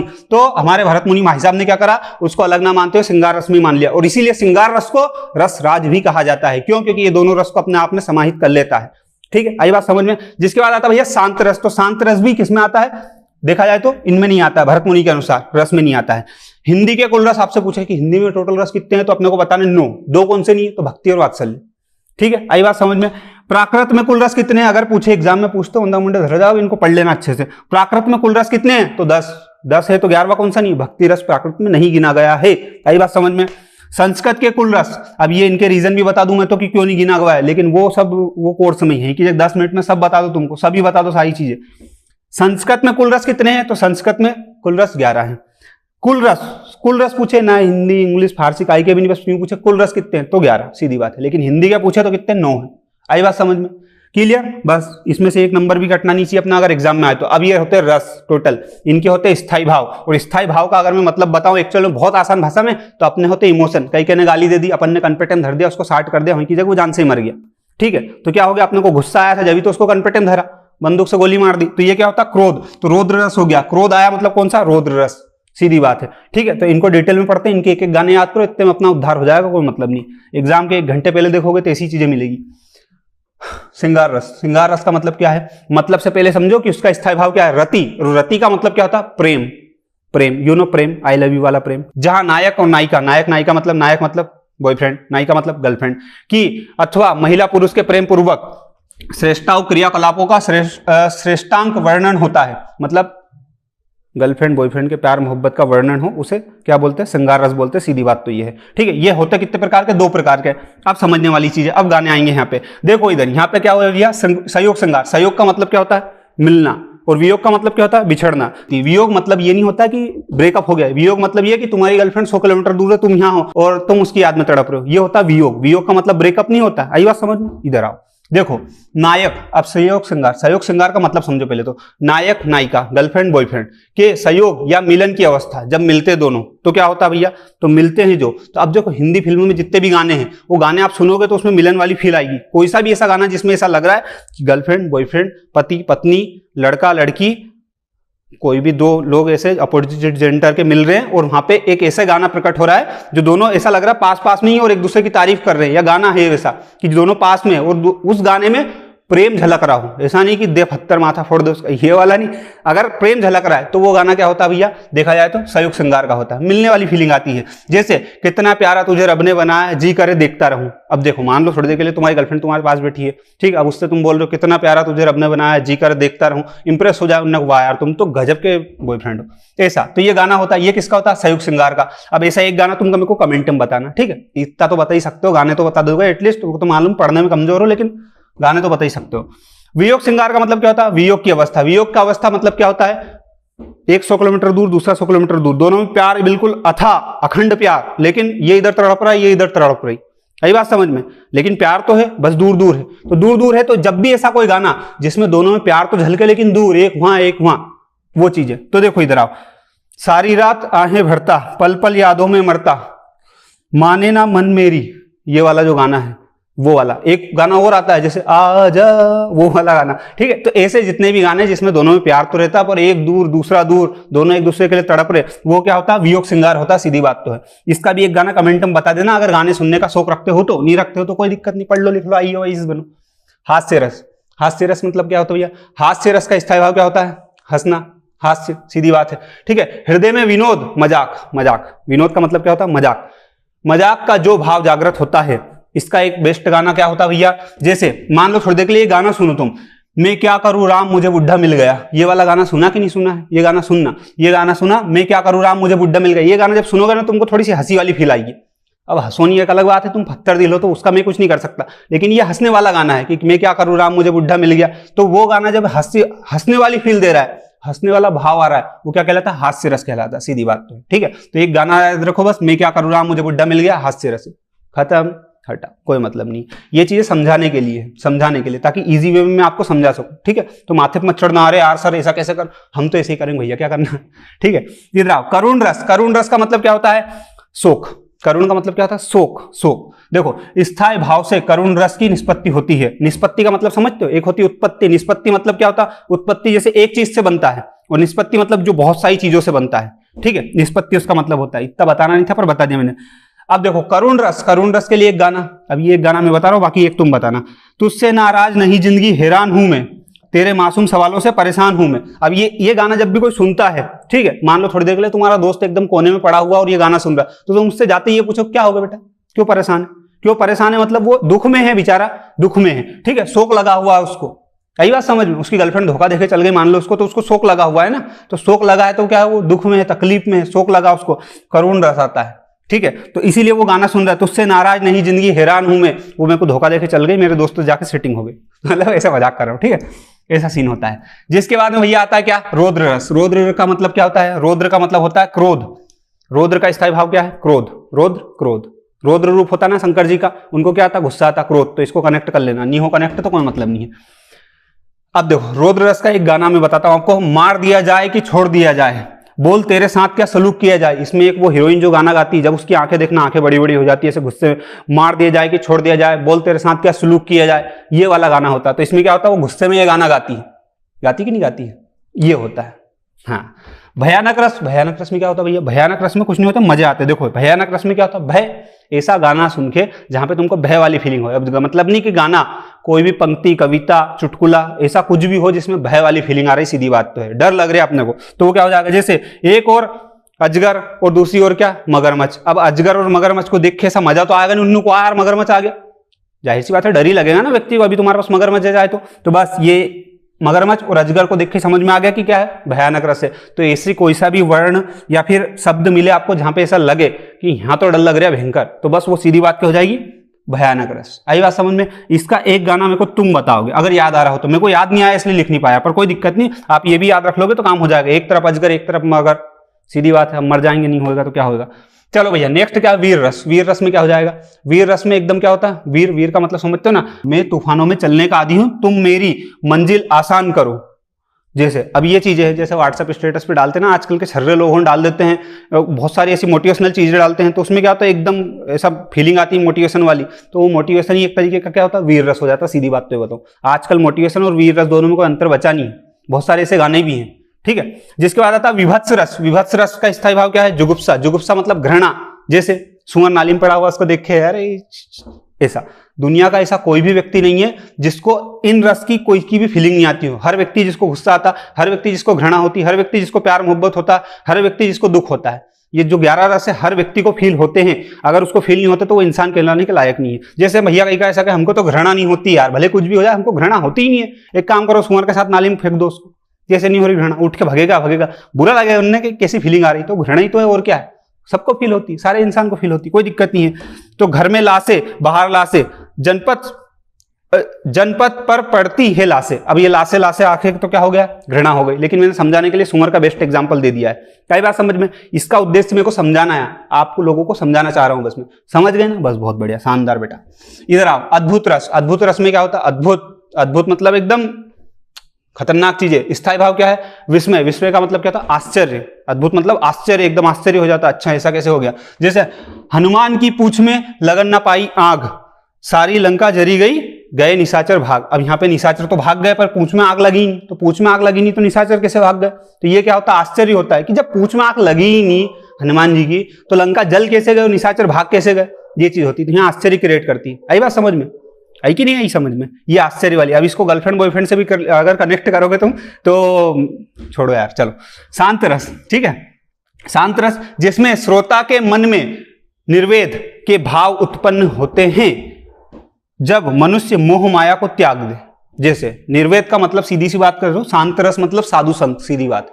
शांत रस की बात आए मतलब साधु संत से कनेक्ट करो, निर्वेद सीधी बात है। निर्वेद का मतलब क्या है, जिस व्यक्ति ने मोह माया सब कुछ त्याग दी है। जैसे उदासीनता की अवस्था, उदासीन समझते हो ना, उदासीन मतलब अब जैसे साधु को बोलो, साधु कोई साधु है, वास्तविक साधु, आजकल के ऐसे ढोंगी पाखंडी नहीं, वास्तविक साधु, उसको बोलो कि आपको कार गिफ्ट कर दी, तो कर दी तो उसको कोई फर्क नहीं पड़ता। उसको कार गिफ्ट कर दो, कुछ भी गिफ्ट कर दो, उसको फर्क नहीं पड़ता, उसको मोह माया ही नहीं है संसार से, ठीक है, वो चीजें होती। तो जब वो उस लेवल पे चला जाता है, गौतम बुद्ध के लेवल पे, कोई मोह माया नहीं, उसको किसी चीज से प्यार मोहब्बत ही नहीं, उदासीन बिल्कुल, ना तो दुख हो रहा है, ना खुश हो रहा है, ना कुछ, ना मौत का डर, ना जीने की तमन्ना, ना मरने का कुछ, ऐसा कुछ है ही नहीं, उदासीन व्यक्ति। तो वो क्या होता है, शांत रस होता, सीधी सी बात है। जैसे ये वाला एक एग्जाम्पल रहता है, अपन बोलते तो हैं भैया क्यों इतने अपने शरीर पे घमंड करना है, एक दिन मिट्टी में मिल जाना है, तो इसको जब बोलता आदमी तो सुकून मिलता कि नहीं मिलता है, तो वो शांत होता है, ठीक है। ऐसी बातें करता कौन है कि एक दिन मिट्टी में मिलना है, सब लोगों को 5 तत्वों से बने हो, 5 ही तत्वों मिल जाओगे ना, फलाना ढिमकाना, साधु सुनते ही तो करते ऐसी बात। तो ये क्या होता है, शांत रस होता है, सीधी बात तो ये है। यही बात समझ में,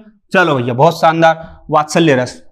वात्सल्य रस का मतलब क्या होता है, वात्सल्य रस में मतलब सीधी बात बोलूं तो इसका मतलब भी प्रेम होता है, लेकिन वास्तविकता में 2 प्रेम होते हैं। एक होता है अपनी गर्लफ्रेंड वाला प्रेम, कि अपने को प्यार हुआ अपनी गर्लफ्रेंड से, एक होता है मम्मी से प्यार होता है, तो वो होता है ना, उसको बोलते हैं ममता।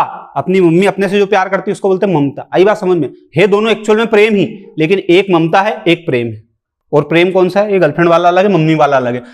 तो देखो इधर, संतान के प्रति माता पिता का जो स्नेह होता है वात्सल्य, अच्छा ये गलत लिखा, वात्सल्य।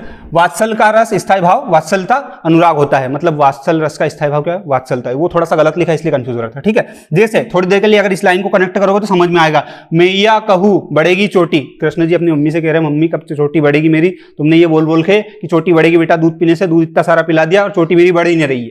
और आजकल की मम्मी प्यार करती, नाव बुढ़े का रोटी खा ले चुपचाप खाए, तो उसमें भी प्यार मोहब्बत होता है।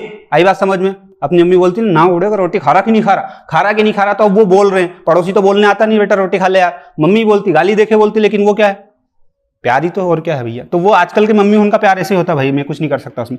भक्ति रस में क्या होता है? भक्ति मतलब भक्ति रस का स्थायी भाव याद रखना, या तो भक्ति भागवत विषयक रति, ये दोनों में से एक कुछ भी, भक्ति भी याद रख लोगे चलेगा, भागवत विषयक रति भी याद रखोगे चलेगा, जहां ईश्वर के प्रति प्रेम हो। जैसे मैंने मान लो मेरे हाथ पे मैंने लिखवाया कृष्ण सदा सहाय थे, अब ये लिखवाया तो ये क्या है? ये मेरा मतलब थोड़ा सा प्रेम है भगवान से, सीधी बात। ये मैं एक एग्जांपल दे रहा हूँ, ऐसा नहीं कि मैं बहुत वो व्यक्ति हूँ।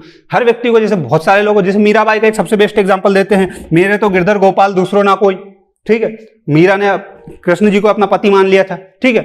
ऐसा सिस्टम रहता है, हर व्यक्ति का अपना अपना प्रेम रहता है। किसी का भगवान से दोस्त वाली फीलिंग रहती है, किसी की पति वाली फीलिंग रहती है, किसी की शिष्य वाली फीलिंग रहती है।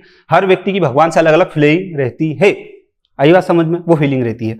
क्लियर बात है? तो इसमें भक्ति रस में क्या होता है? भगवान से प्यार होता है। वात्सल्य रस में मम्मी से प्यार होता है। श्रृंगार रस में क्या होता है? अपनी गर्लफ्रेंड से, लुगाई से, पत्नी से, इनसे प्यार होता है। आई बात समझ में? ये सारे हैं। आई होप कि आपको समझ में आ गया होगा। नहीं आए हो समझ में तो डूब मरना, क्योंकि इससे इजी तो मैं तो नहीं समझा सकता। उसके लिए ब्रह्मा जी को फोन लगाना पड़ेगा कि भैया आ जाओ और इन लोगों को सिखा दो। अब इससे ज्यादा इजी तो मैं क्या सिखाऊंगा, ठीक है। तो इसमें अपन छंद के जितने भी अंग है, टोटल 7 अंग है, तो 7 ही अंगों को एक बार में एक उदाहरण से, सिर्फ मात्र और मात्र एक उदाहरण से अपन याद कर लेंगे। 8वीं से लेकर IAS तक किसी भी एग्जाम में आएगा तो अपन याद कर लेंगे, कहीं से कहीं तक कोई दिक्कत नहीं आएगी। जैसे आई मुसीबत देख के गंजे तू क्यों रोई, आई मुसीबत कोई भी तेरा बाल ना वाका होए। अब इस उदाहरण से अपन पूरे जितने भी अंग टोटल 7 के साथ वो पूरे याद करेंगे, ठीक है। तो 2 मिनट के लिए अपना ध्यान यहाँ पे केंद्रित करें, मुंह ना फाड़ते हुए। और छंद शब्द का अर्थ क्या होता है एग्जाम में आता है, और वहां पे फिर ओंधा मुंडे धराते और फिर कहते भैया, तो भैया कुछ नहीं कर पाते वहां पे। तो छंद शब्द का अर्थ क्या है? आह्लादित या खुश करना, आह्लादित करना या खुश करना छंद का, और चंद धातु से बना हुआ है, ठीक है। उसके बाद दूसरी चीज क्या याद रखनी है? छंद की परिभाषा। छंद की परिभाषा में ये बोला गया है भैया कि जहां किसी पंक्ति रचना काव्य में यति गति तुक का विधान हो, विधान मतलब आते हो, विधान हो, उसे छंद कहते हैं।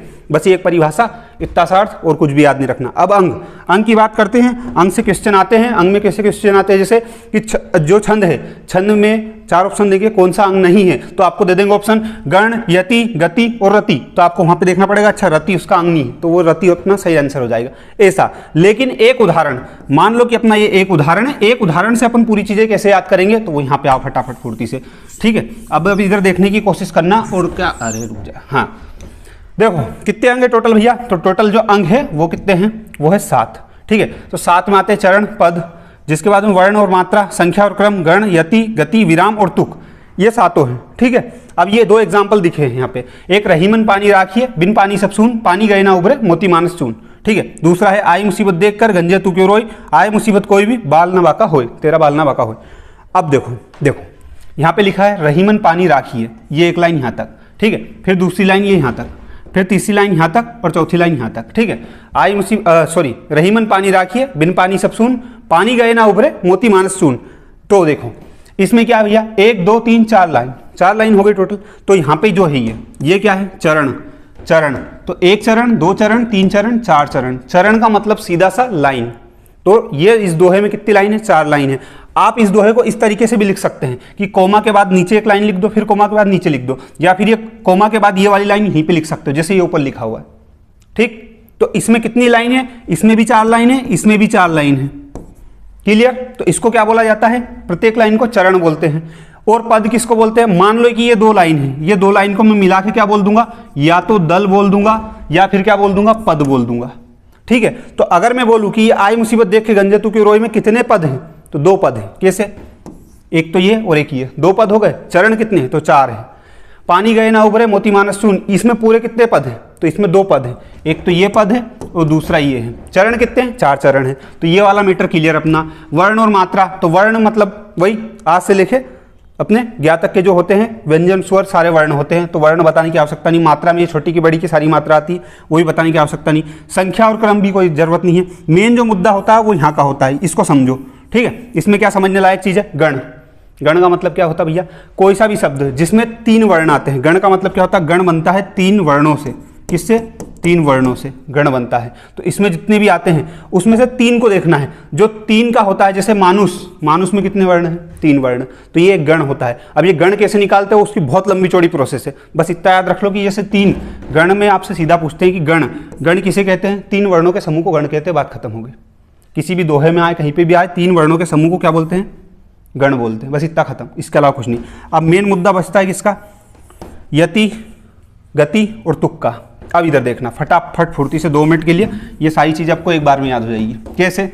इधर आओ, मैं बताऊंगा कैसे। ऐसे होगी याद तुक। पहले समझते तुक को। तुक कैसे, किसको बोलते हैं? जैसे आओ इधर, रहीमन पानी राखिए, बिन पानी सब सून, पानी गए ना उभरे मोती मानस चून। ठीक है, तो यहाँ पे चून में क्या है?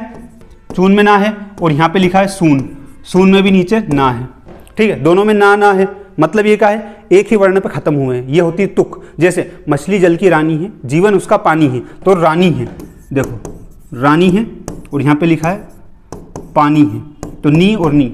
मछली जल की रानी है, जीवन उसका पानी है। पानी गए ना उभरे मोती मानस चून, तो यहाँ पे सून और चून दोनों आते हैं। आई बात समझ में? एक ही वर्ण पे खत्म हो उसको बोलते हैं तुक। तो जब भी कोई कवि ऐसी कविता गाता है ना, तो वो एक ही उस पे जाके खत्म होते वर्ण पे, तो उसे बोलते हैं तुकबंदी।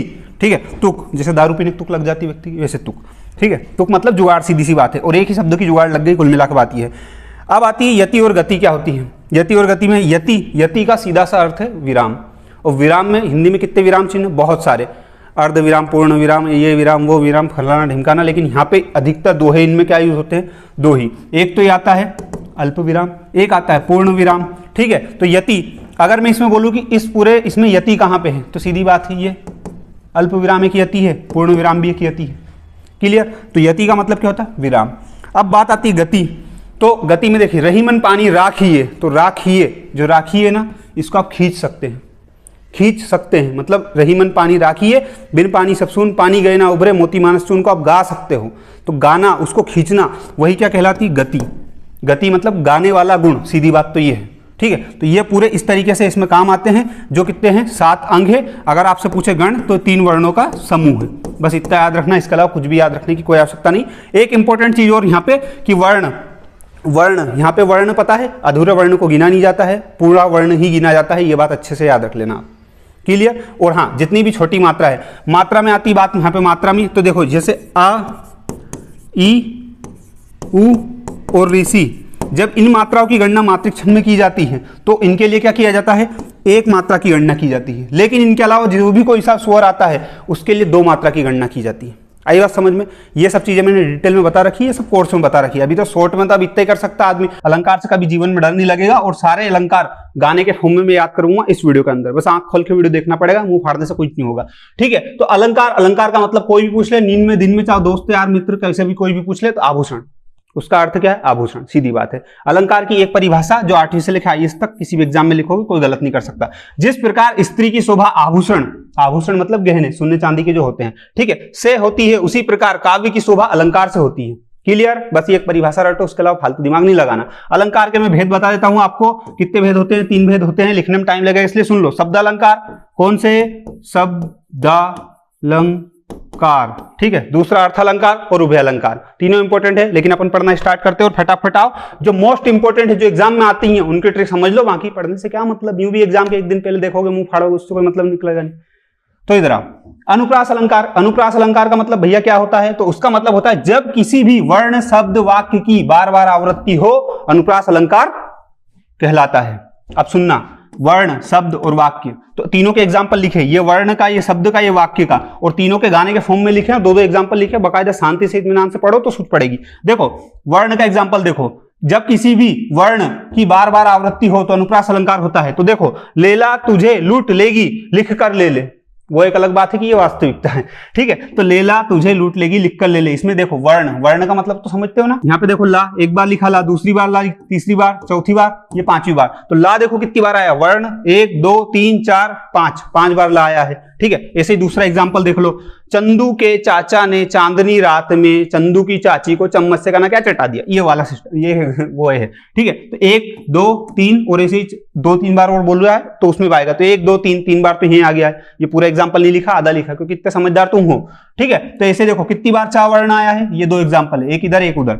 ठीक है, तो वर्ण की बार बार आवृत्ति हुई है किसमें, अनुप्रास अलंकार में। दूसरा क्या, शब्द, तो शब्द की आवृत्ति कैसे होगी, परदेसी परदेसी जाना नहीं, ये गाना है। ठीक है, तो परदेसी परदेसी 2 बार आया कि नहीं आया, तो शब्द की आवृत्ति बार बार हुई कि नहीं हुई, 2 बार हो गई। ऐसे ही दूसरा एग्जाम्पल देख लो, यहाँ पे लिखा है साजन साजन तेरी दुल्हन तुझको पुकारे आजा। ठीक है, ये जो गाना है इसमें साजन एक बार, दूसरी बार साजन।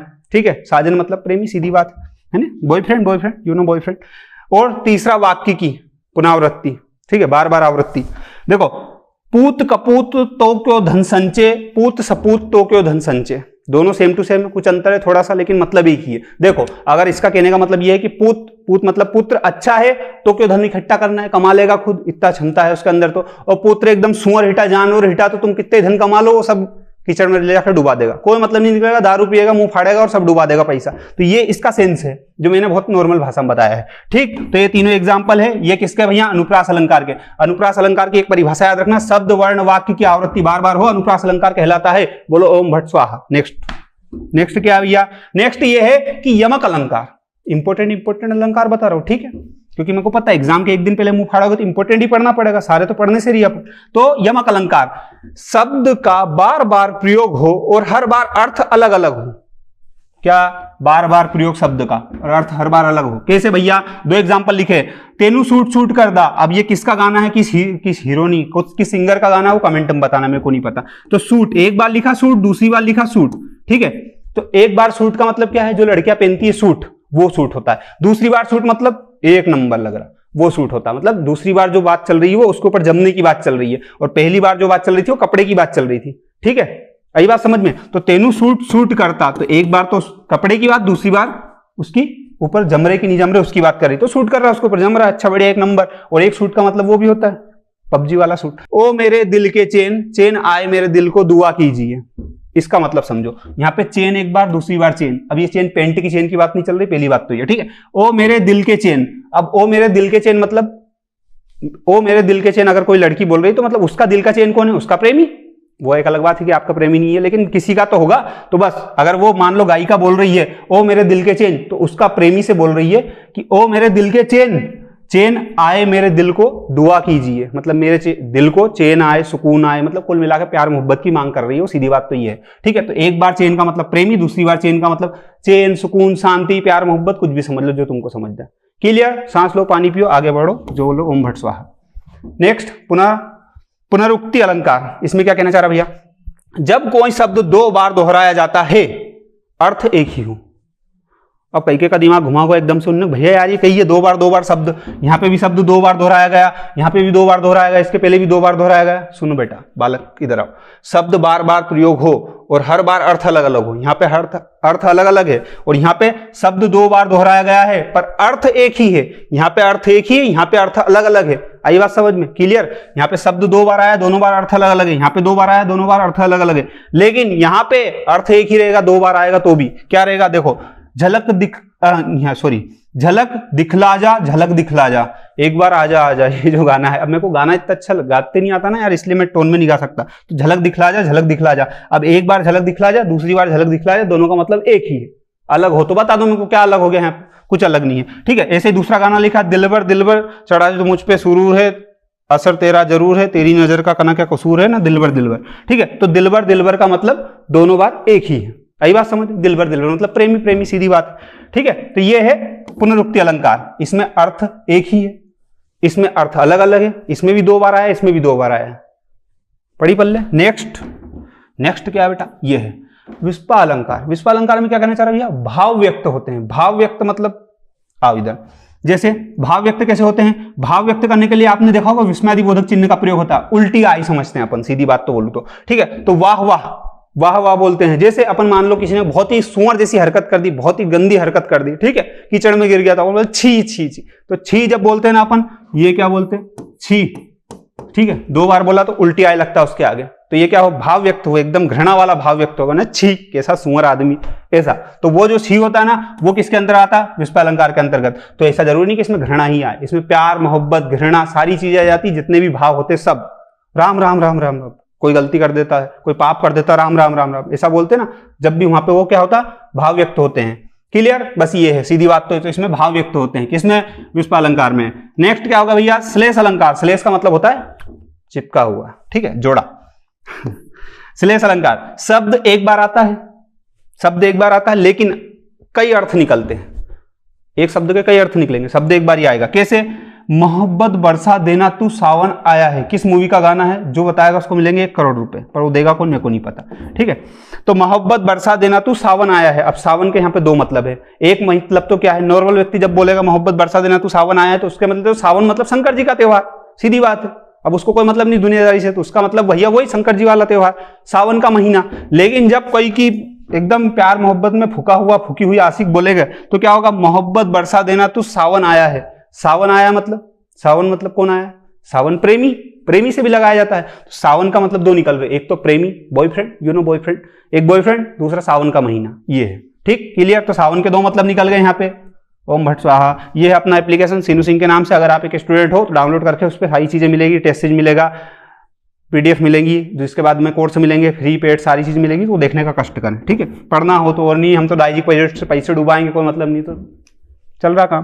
तो यहाँ पे वक्रोक्ति अलंकार, इसमें क्या भी है, टेढ़ा कथन। टेढ़ा कथन मतलब एक होता है ना, बात घुमा फिरा के बोलते हैं, जैसे लड़के बोलते डायरेक्ट सॉरी, लड़कियां बोलती हाँ पर क्यों ऐसे वैसे ने सॉरी लास्ट में, तो वैसा टेढ़ा कथन घुमा फिरा के बोलते हैं। कैसे, मोदी तो शेर है, ठीक है, ये एग्जांपल लिया मैंने, खुद ने बनाया इसलिए। तो मोदी तो शेर है, अपन ऐसा बोल सकते हैं, ठीक है। तो यहाँ पे लिखा मोदी तो शेर है, तो शेर है का मतलब क्या है यहाँ पे भैया, मोदी शक्तिशाली व्यक्ति है, शेर शक्तिशाली रहता है, मोदी शक्तिशाली व्यक्ति है, मोदी ताकतवर व्यक्ति है, ठीक है, मोदी निर्भय व्यक्ति है, मतलब डर नहीं लगता उनको, ठीक है, क्षमता शक्तिशाली। तो यहाँ पे बहुत सारे वो निकल जाते हैं, शेर में जितनी क्वालिटी होती है वो सारी क्वालिटी अपन यहाँ मोदी जी के अंदर बताना चाह रहे हैं। तो बात घुमा फिरा के बोली, यूं भी बोल सकते थे मोदी जी बहुत शक्तिशाली व्यक्ति है, डरते नहीं किसी से, किसी भी देश से नहीं डरते, यूं भी बोल सकते थे। लेकिन अपन ने क्या बोला, मोदी तो शेर है, बात खत्म। यही बात समझ में, सारी शक्तियां उसमें आ गई। तो कथन को घुमा फिरा के बोला, बोला कि नहीं बोला, यही होता है टेढ़ा कथन। यही बात समझ में। ज्यादा लोड मत लो, ज्यादा राजनीति मत घुसो, अगले क्वेश्चन देखो। अपने को 12वीं 13वीं पास करना कि नहीं करना, आईएएस बनना कि नहीं बनना, नेतागिरी में जाना है, इधर आओ। अत्यानुप्रास अलंकार, इसमें क्या होगा भैया, इसमें मिलेगी तुक। तुक का मतलब होता है जुगाड़, सीधी बात बोलो, बहुत बहुत रद्दी भाषा में तो जुगाड़, जुगाड़ लग जाती ना, वैसे तुक मिल जाती है कि तुक लग गया आज तो किसकी, दारू पीने की। ऐसे दारूड़े लोग के साथ ऐसा होता है, आज तो तुक लग गई दारू पीने की, तो तुक मिलती हो। कैसे, जैसे यहाँ मछली जल की रानी है, जीवन उसका पानी है, अपन मानते हैं, ठीक है। तो रानी है, पानी है, तो यहाँ पे देखो लास्ट वाले वर्ण ना और हा, यहाँ पे ना और हा दोनों मिले कि नहीं, सेम। अब मछली जल की रानी है, जीवन उसका पानी है, अब यहाँ पे पानी है की जगह अपन ने दारू है जोड़ दे, तो मछली जल की रानी है, जीवन उसका पानी है, ठीक है। तो जीवन उसका पानी है की जगह अपन दारू जोड़ दे तो वो तुक नहीं बैठती है। मतलब यहाँ पे भी देखो सेम टू सेम वर्ड पे खत्म हो रहा है, यहाँ पे भी सेम टू सेम वर्ण पे खत्म हो रहा है, इसलिए तुक बैठती है। और जब सेम टू सेम वर्ण सेम टू सेम मात्रा पे खत्म हो उसे ही तुकबंदी बोला जाता है। ऐसे ही ऊपर वाला देखो, लगा दी किसने, आकर आग, कहा था तू संशय के नाग, ठीक है। तो यहाँ पे देखो आग, यहाँ पे देखो नाग, ठीक है। ऐसे ही बहुत सारे सेंटेंस में तुक बैठती है, इसको बोलते हैं तुकबंदी। तो ये तुकबंदी किस में आता है, अत्यानुप्रास अलंकार में आता है, ठीक है। अच्छे से याद रखना बेटा। चलो नेक्स्ट क्या है, सत्यानुप्रास। सत्यानुप्रास मतलब सुनने वाला, सीधी बात। तो कानों को मधुर लगने वाले वर्णों की आवृत्ति, आवृत्ति मतलब बार बार आना, ठीक है। तो कानों को मधुर लगे, कानों को मधुर क्या लगेगा, देखो जैसे एक बहुत फेमस है, ये तुमने सुने होगा, रघुपति राघव राजा राम। अब इसमें बोला वर्ण, तो वर्ण का मतलब क्या होता है, रा रा रा रा। एक बार, 2 बार, 3 बार, 4 बार, कितनी बार आ गया, 4 बार आ गया, क्या आ गया, रा आ गया। तो कानों को प्रिय लग रहा है कि नहीं, रघुपति राघव राजा राम, ये भजन सुनना ऐसा लगता है क्या मजा आ गया है। पर मजा मतलब पास हो जाओ, फेल हो जाओ, औंधा मुंडे गिरो, फिर भैया कुछ नहीं कर पाएंगे। लेकिन हाँ 10 मिनट के अंदर आपको उपसर्ग पढ़ा दूंगा, तो 8वीं से लेकर आईएएस तक किसी भी एग्जाम में कोई क्वेश्चन गलत नहीं होगा। बस कंडीशन ये है कि आंख खोल के और बाकायदा शांति तरीके से ये देखना अपने को, ठीक है। तो उपसर्ग, तो पहले उपसर्ग की एक परिभाषा, फिर ट्रिक पे आएंगे, ठीक है। खामरू डुबमरू वाला काम मत करो, नहीं तो कुछ भी नहीं होगा। सरकारी नौकरी तो बहुत दूर की बात, शादी ब्याह भी नहीं होंगे।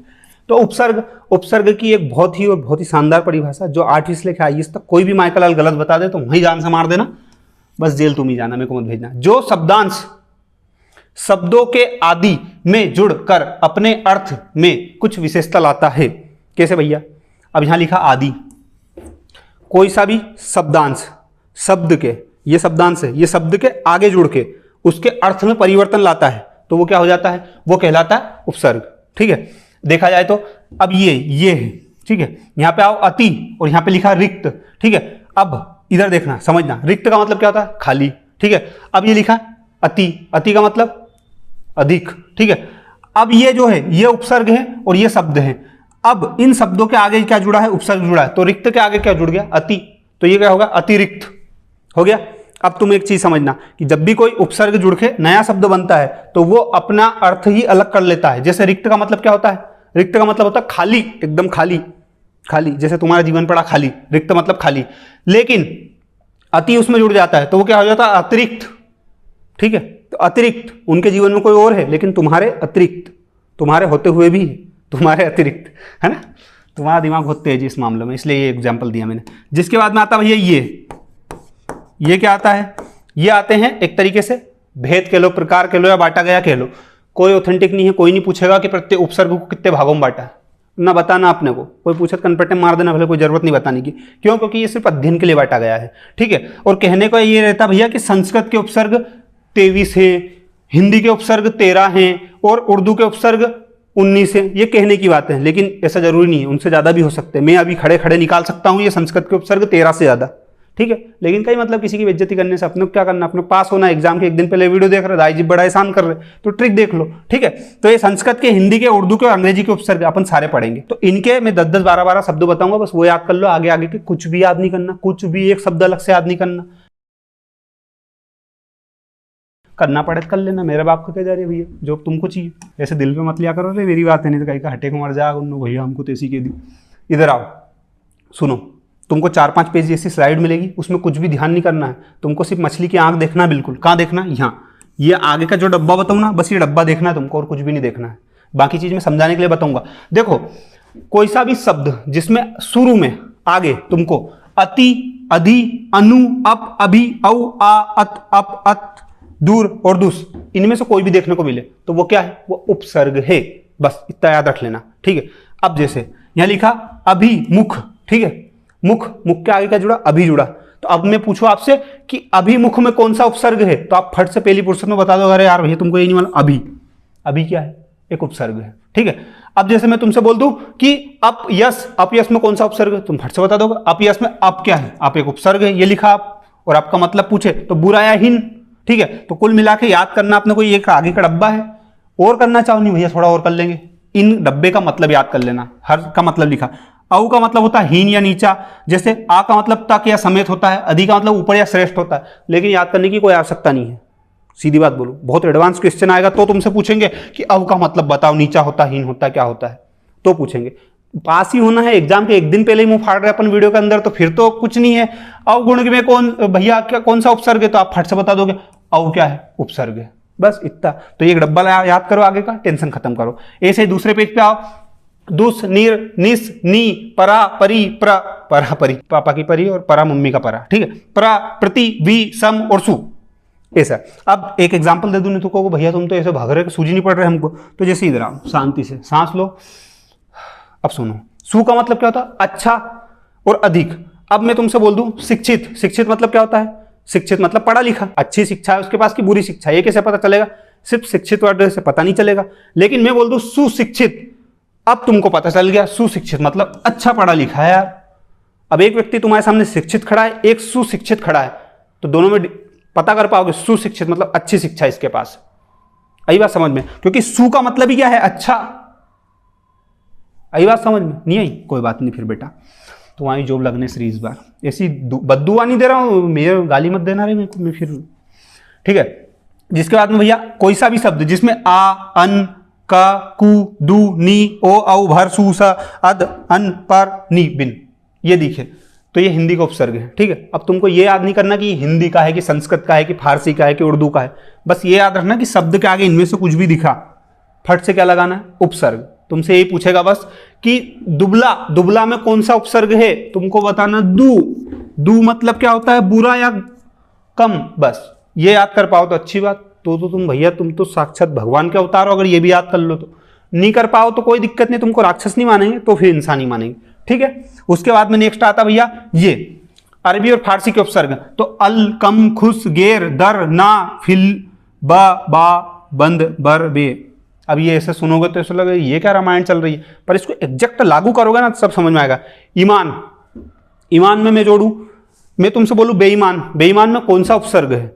अब तुमको ये पता उपसर्ग आगे लगता है, लेकिन जब इसको मैं तोड़ दूंगा तो ईमान भी तो कुछ होता है। ईमान एक शब्द है, उसके आगे बे जुड़ा है, तो बे ही तो क्या है? उपसर्ग है। यही तो पूछ रहा हूं। अब बे का मतलब क्या होता है? बिना, तो बिना, तो बे ईमान, तो ईमान के आगे बे जुड़ा है, तो बे ईमान मतलब जिसके पास कोई ईमान ही नहीं है ना। अब ईमान का मतलब भी अगर मेरे को बताना पड़े तो भगवान कसम 10 रुपए लेके जाओ, जेर खाओ, मर जाओ, कोई मतलब नहीं दाई जी पैसे बर्बाद करने से।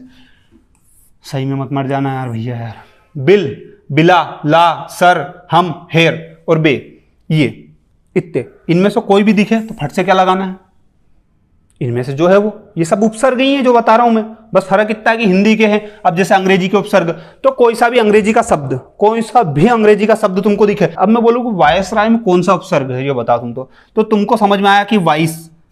अब ये राय, तो वाइस क्या है? इसमें उपसर्ग है। तुमको बस इतना पता होना चाहिए वाइस एक उपसर्ग है, बस तुमको ये पता होना चाहिए जनरल एक उपसर्ग है, बस ठीक है। अब तुमसे तुम्हारे सामने लिखा रहे जनरल मैनेजर, और तुमको बोले जनरल मैनेजर में कौन सा उपसर्ग है, तुम फट से बता दो कि जनरल एक उपसर्ग है, बस इतनी बात है। और क्या है? तो जनरल क्या है? उपसर्ग है। ऐसे चीफ मिनिस्टर में चीफ एक क्या है? उपसर्ग है। ऐसे हेड मास्टर, तो मास्टर, मास्टर मतलब मैं मतलब मैं तो टीचर, मतलब हाँ यार मास्टर ही तो हूँ, टीचर, तो मैं एक मास्टर हूँ जैसे, ठीक है। अब मेरे नीचे मान लो 10 लोग काम कर रहे हैं, तो मैं क्या हो गया? हेड मास्टर हो गया, ठीक है। अब मैं इसमें बोलूँ कि मास्टर को अलग कर दूं तो क्या बच्चा? हेड। तो हेड क्या है? हेड ही तो उपसर्ग है ये, और हेड का मतलब क्या था? मुख्य। अब इसके बाद आते भैया उपसर्ग के समान प्रयुक्त होने वाले संस्कृत के अवयव। अवयव, अवयव का मतलब बताऊं क्या है? ऐसा शब्द जिसपे स्त्री का, पुरुष का, भूत का, पिशाच का, संज्ञा का, सर्वनाम का, किसी का कोई फर्क ही नहीं पड़े। एग्जाम्पल, राम अब जाएगा, जाएगा।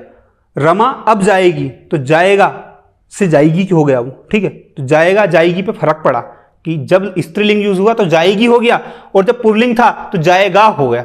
लेकिन मैंने वहां पे बीच में एक चीज और बोली कि राम अब जाएगा, रमा अब जाएगी। अब वो जो अब है उसका तो स्त्रीलिंग, पुल्लिंग, स्थान विशेष किसी से कोई फर्क ही नहीं पड़ रहा, उसको डर ही नहीं लग रहा किसी से। अब हमेशा अभी रहेगा, अब हमेशा अभी रहेगा, चाहे स्त्री का नाम बोलो, पुरुष का बोलो, संज्ञा बोलो, सर्वनाम बोलो। तो ऐसे शब्द जो फिक्स हैं, जिसपे किसी का कोई फर्क ही नहीं पड़े, तुम्हारे जैसा ढीठ उन्ने हम मोबाइल चलाएंगे भले गला घोड़ दो, ऐसे व्यक्ति, वो सब क्या है? वो अवयव है। तो कुल मिला के अपन सब क्या है? अवयव है, ठीक है। ऐसा दिल पे मत लेना रही। हाँ, तो अवयव क्लियर।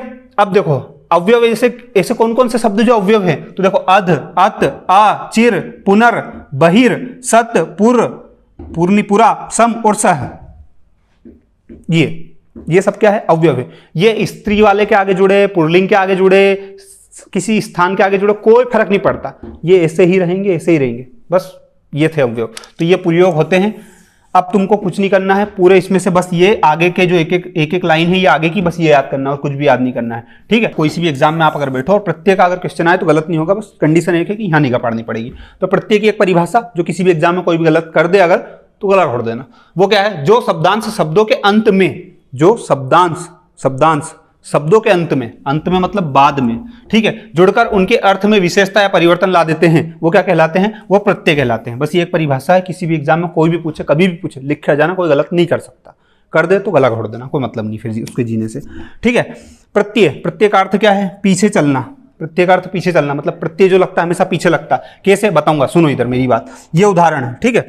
जैसे लिखा दया, दया मतलब क्या होता है? दया मतलब दया आ जाती किसी गरीब आदमी पर, वो दया, ठीक है। दया, दया के पीछे क्या है? आलू, आलू, आलू की सब्जी की बात नहीं चल रही, आलू, तो दया प्लस आलू, तो आलू और एक ये ऊ है, ये प्रत्यय है। जैसे कमा, कमाना, जो अपने जैसे पुरुषों पे एक जिम्मेदारी रहती, कमाओ जाओ, यहाँ क्या कर रहे हो, ठीक है। तो कमा में ऊ जोड़ दोगे तो कमाओ हो जाएगा। तो बस ये पीछे जो जुड़ते हैं ना, कोई से भी शब्द जिसमें पीछे कुछ भी जुड़े, वो सब क्या है? प्रत्यय है, कुल मिला के बात ही है। प्रत्ययों का अपना अर्थ कुछ भी नहीं होता है।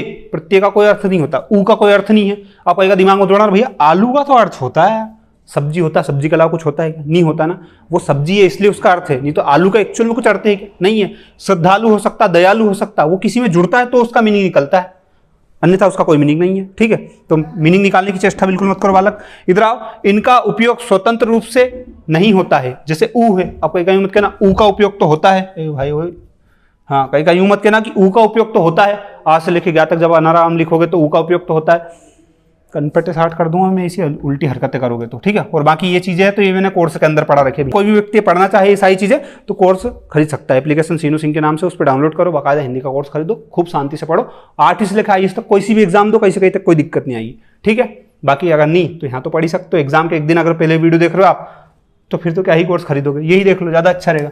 ठीक है, प्रत्यय के भेद, कितने भेद होते हैं? सिर्फ 2 भेद। 2 भेद कौन से? कृत और एक तद्रित, बस। अब कृत प्रत्यय के बारे में पढ़ो, जो क्रिया के मूल रूप यानी धातु में जोड़े जाते हैं। क्रिया के मूल रूप यानी धातु में जोड़े जाते हैं। अब धातु का मतलब भैया क्या है? यहाँ पे लोहा सुनना कुछ है क्या?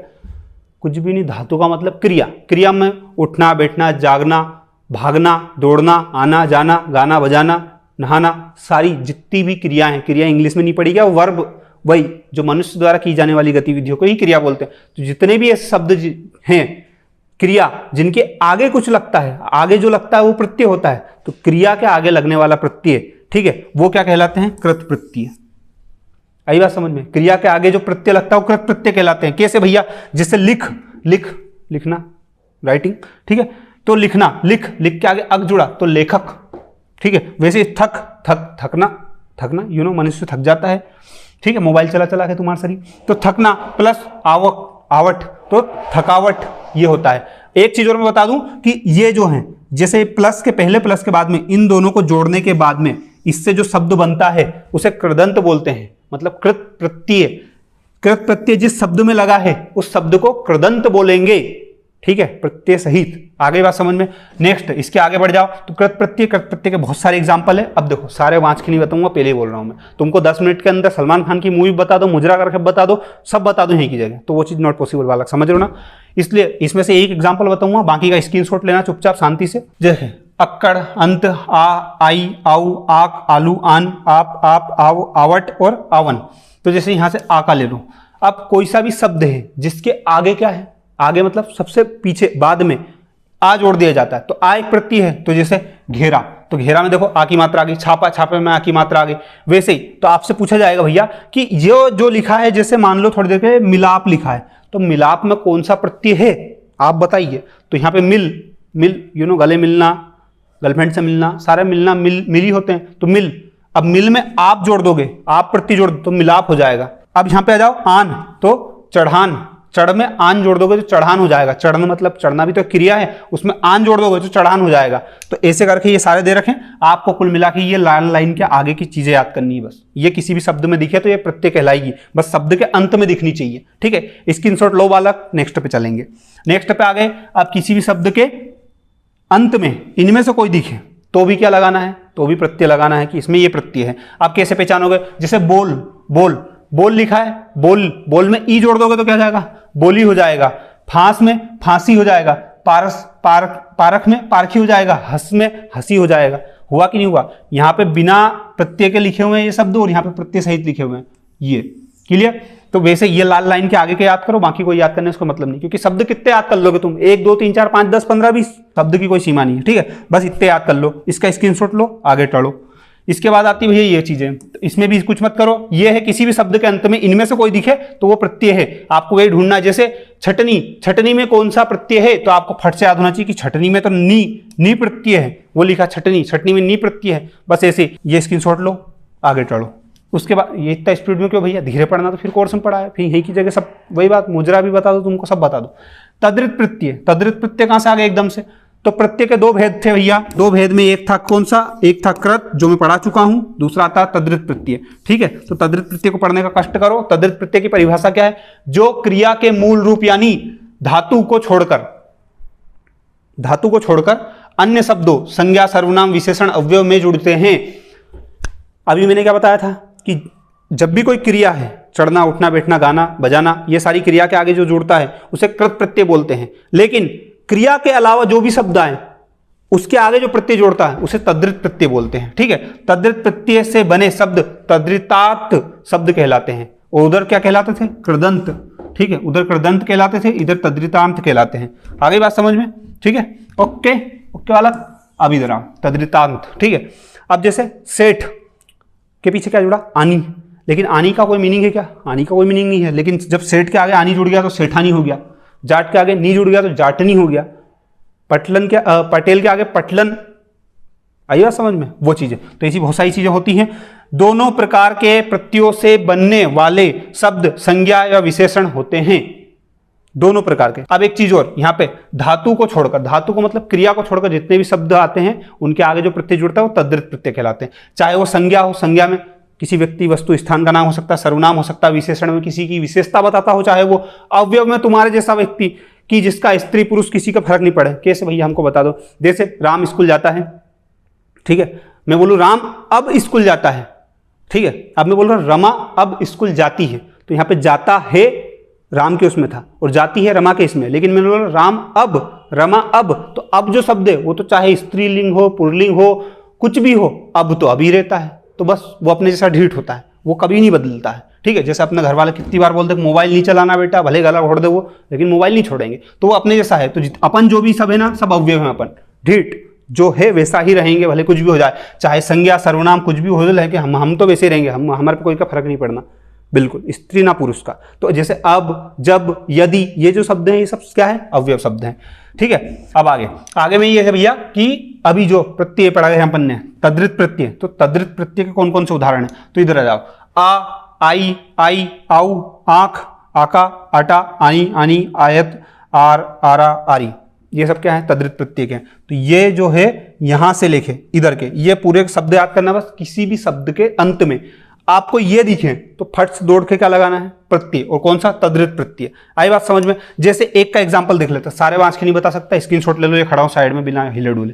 ठीक है, ये लिखा है जैसे थोड़ी देर के लिए आई, तो यहां पे लिखा अच्छा, अच्छा, तो अच्छा में आप आई जोड़ दो तो अच्छा ही हो जाएगा, खट्टा में खटाई, मीठा में मिठाई। इसके बाद नेक्स्ट पे बढ़ते हैं। नेक्स्ट में भैया क्या है? यहाँ पे आ जाओ अपन, यहाँ पे लिखा कि झगड़ालू।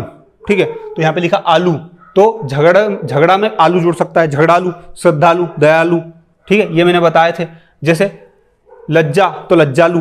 ठीक है, ये इधर के पूरे शब्द याद कर लो, आगे वाले, बस ये आगे के शब्द याद करना, कुछ भी नहीं करना, इतने भी नहीं कर सकते तो कोई मतलब नहीं जीने का और ना मरने का, मरना मत, कोई मतलब नहीं, मेरे माथे आओगे। इला, औआ, उआ, ऊ, ए, एरा, एरा, एरी। भैया यार ये ऐसे क्यों पढ़ के बता रहे हो? बेटा पढ़ के बताऊंगा, 2 घंटे का वीडियो बनेगा बराबर अगर सारे पढ़ के बताए तो, लेकिन तुमको एक सेंस बता रहा हूँ। देखो आओ इधर, निगाहों को यहाँ पढ़ो। ये लिखा क्या? ये लिखा मछुआ, मछुआ। अब मैं आपसे बोलूं इसमें कौन सा प्रत्यय है तो आप फट से तो बता दोगे, इसमें कौन सा प्रत्यय है? उआ प्रत्यय है। कैसे? छोटा ऊ की मात्रा लगी, आ लगा हुआ है। ऐसे आ जाओ, यहाँ पे आप जाओ, जैसे थोड़ी देर के लिए ये लिखा धीरे, धीरे में कौन सा प्रत्यय है? मैं आपसे बोलूं तो आप धीरे को कितना तोड़ सकते हो? तो धीर, धीर, ए प्रत्यय है ये। तो बस ये आपको याद करना और कुछ नहीं, आगे वाली लाइन, इसके अलावा कुछ भी याद नहीं करना। और ये भी नहीं कर पाओ तो मैं क्या, कोई मास्टर कुछ नहीं कर सकता, मैं क्या भगवान कुछ नहीं कर सकता? फिर तो ये तो रटना पड़ेगा ना। एला, एलू, एत, एला, एल, ओट, ओला, ओटा, ओटी, ओड़ा, ओता, का, काकी है तुम्हारी, ये चीजें हैं भैया। तो कुल मिला के इतना टेंशन मत लो। ये जो आगे की लाइन बता रहा हूँ ना, हर पेज पे मैं 4-5 पेज बताया मुश्किल से, ये सबके आगे की लाइन याद करनी बस तुमको, और कुछ भी नहीं करना है। कोई सा भी शब्द दिखे जिसमें ये आगे वाले शब्द अंत में दिखे, जैसे थोड़ी देर के लिए मान लो ये लिखा मुखोटा। ठीक है, मुखोटा, तो ओटा, तो मुख, मुख, मुख को अलग करके जो बच रहा है वो सब क्या है?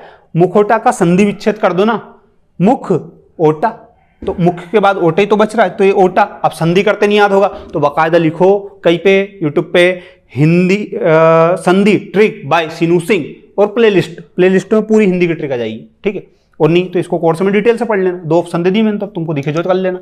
इसके बाद में बताया आता है टा, डा, डा, डी, पन, पा, दी, लाली और वतंत और ये वंती। ठीक है, अब जैसे पा, एक एक के एग्जांपल क्यों बता रहा हूँ भैया? मजा आ रहा है मेरे को परेशान करने में तुमको। अरे पूरे बांच के नहीं बता सकता ना मैं। पन, तो यहाँ पे देखो अपना, अपना लिखा है, अब ये लिखा पन, तो अपना में जब पन जोड़ूंगा तो क्या हो जाएगा? अपनापन। अब जैसे गंवार में गंवारपन, यहाँ पे छोटा में छुटपन। ठीक है, यहाँ पे पागल में पागलपन। आई बात समझ में? ठीक है, फुर्तीला में फुर्तीलापन। ये सारी चीजें आती हैं।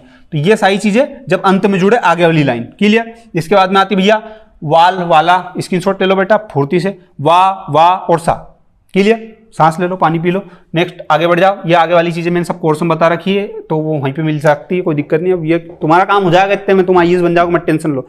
इस वीडियो को अच्छे से देख लेना। एक कोशिश करना कि आगे के जितने भी शब्द हैं, ये सब ये आगे के मैंने जो बताए हैं बस ये याद कर लेना, इतने में आपका काम हो जाएगा। इससे शॉर्ट ट्रिक तो कोई माइकल लाल बता ही नहीं सकता, क्योंकि बन ही नहीं सकती। मैं क्या अलग से थोड़ा ना आया हूं, भगवान का होता कि मैं बता दूंगा, मेरे से मैं क्या कोई टीचर नहीं बता सकता।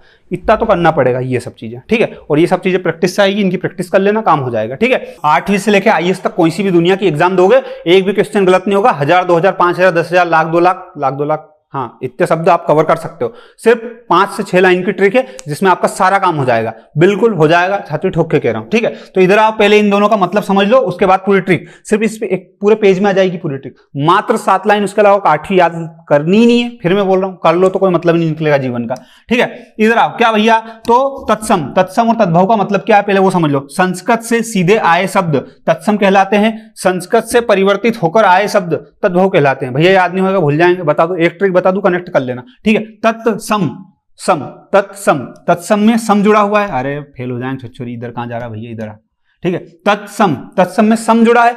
सम का मतलब क्या, same to same, same to same मतलब संस्कृत से सीधे आए हैं। सीधे आए मतलब जो संस्कृत में था एज इट इज वैसा का वैसा आ गया, सेम टू सेम, वो शब्द क्या है, तत्सम है, ठीक है। और तद्भव जो उसका बचता है, मतलब जो संस्कृत से घूम फिर कर भगदौड़ के इधर उधर से आए हैं, बाकी जो सेम टू सेम आए हैं वो क्या है, तत्सम है। सेम टू सेम, तत्सम, सीधी बात। अब आओ ट्रिक पे। ट्रिक में ये सारी ट्रिक मैं बताऊंगा 3-4 पेज पे, बाद में ये सारी ट्रिक एक ही पेज पे कंक्लूड कर दी, तो लास्ट में देखना सूट पड़ जाएगी वीडियो को। लेकिन पहले यहां देख लो, खामरो डूमरो वाला काम मत करो, बिल्कुल ये भी खा लू वो भी खा लू, जब भी तो मुंह के बल गिरती औलाद हूं। इधर आओ, तत्सम इधर है पूरी लाइन तत्सम की, उधर है तद्भव की, ठीक है। तत्सम मतलब सम मतलब सेम टू सेम, संस्कृत से आया, सीधी बात है, नो बकवास। इधर आओ, पहला नियम क्या कह रहा है, पहला नियम ये है, दूसरा नियम ये है। पहला नियम ये कह रहा, कोई सा भी शब्द, दुनिया का कोई सा भी शब्द दिखे आपको जिसमें आपको छ मतलब अक्षर दिखे, आंख बंद करके क्या लगाना है, तत्सम। आपके चाहने नहीं चाहने से कोई फर्क नहीं पड़ रहा है, वो तत्सम ही निकलेगा।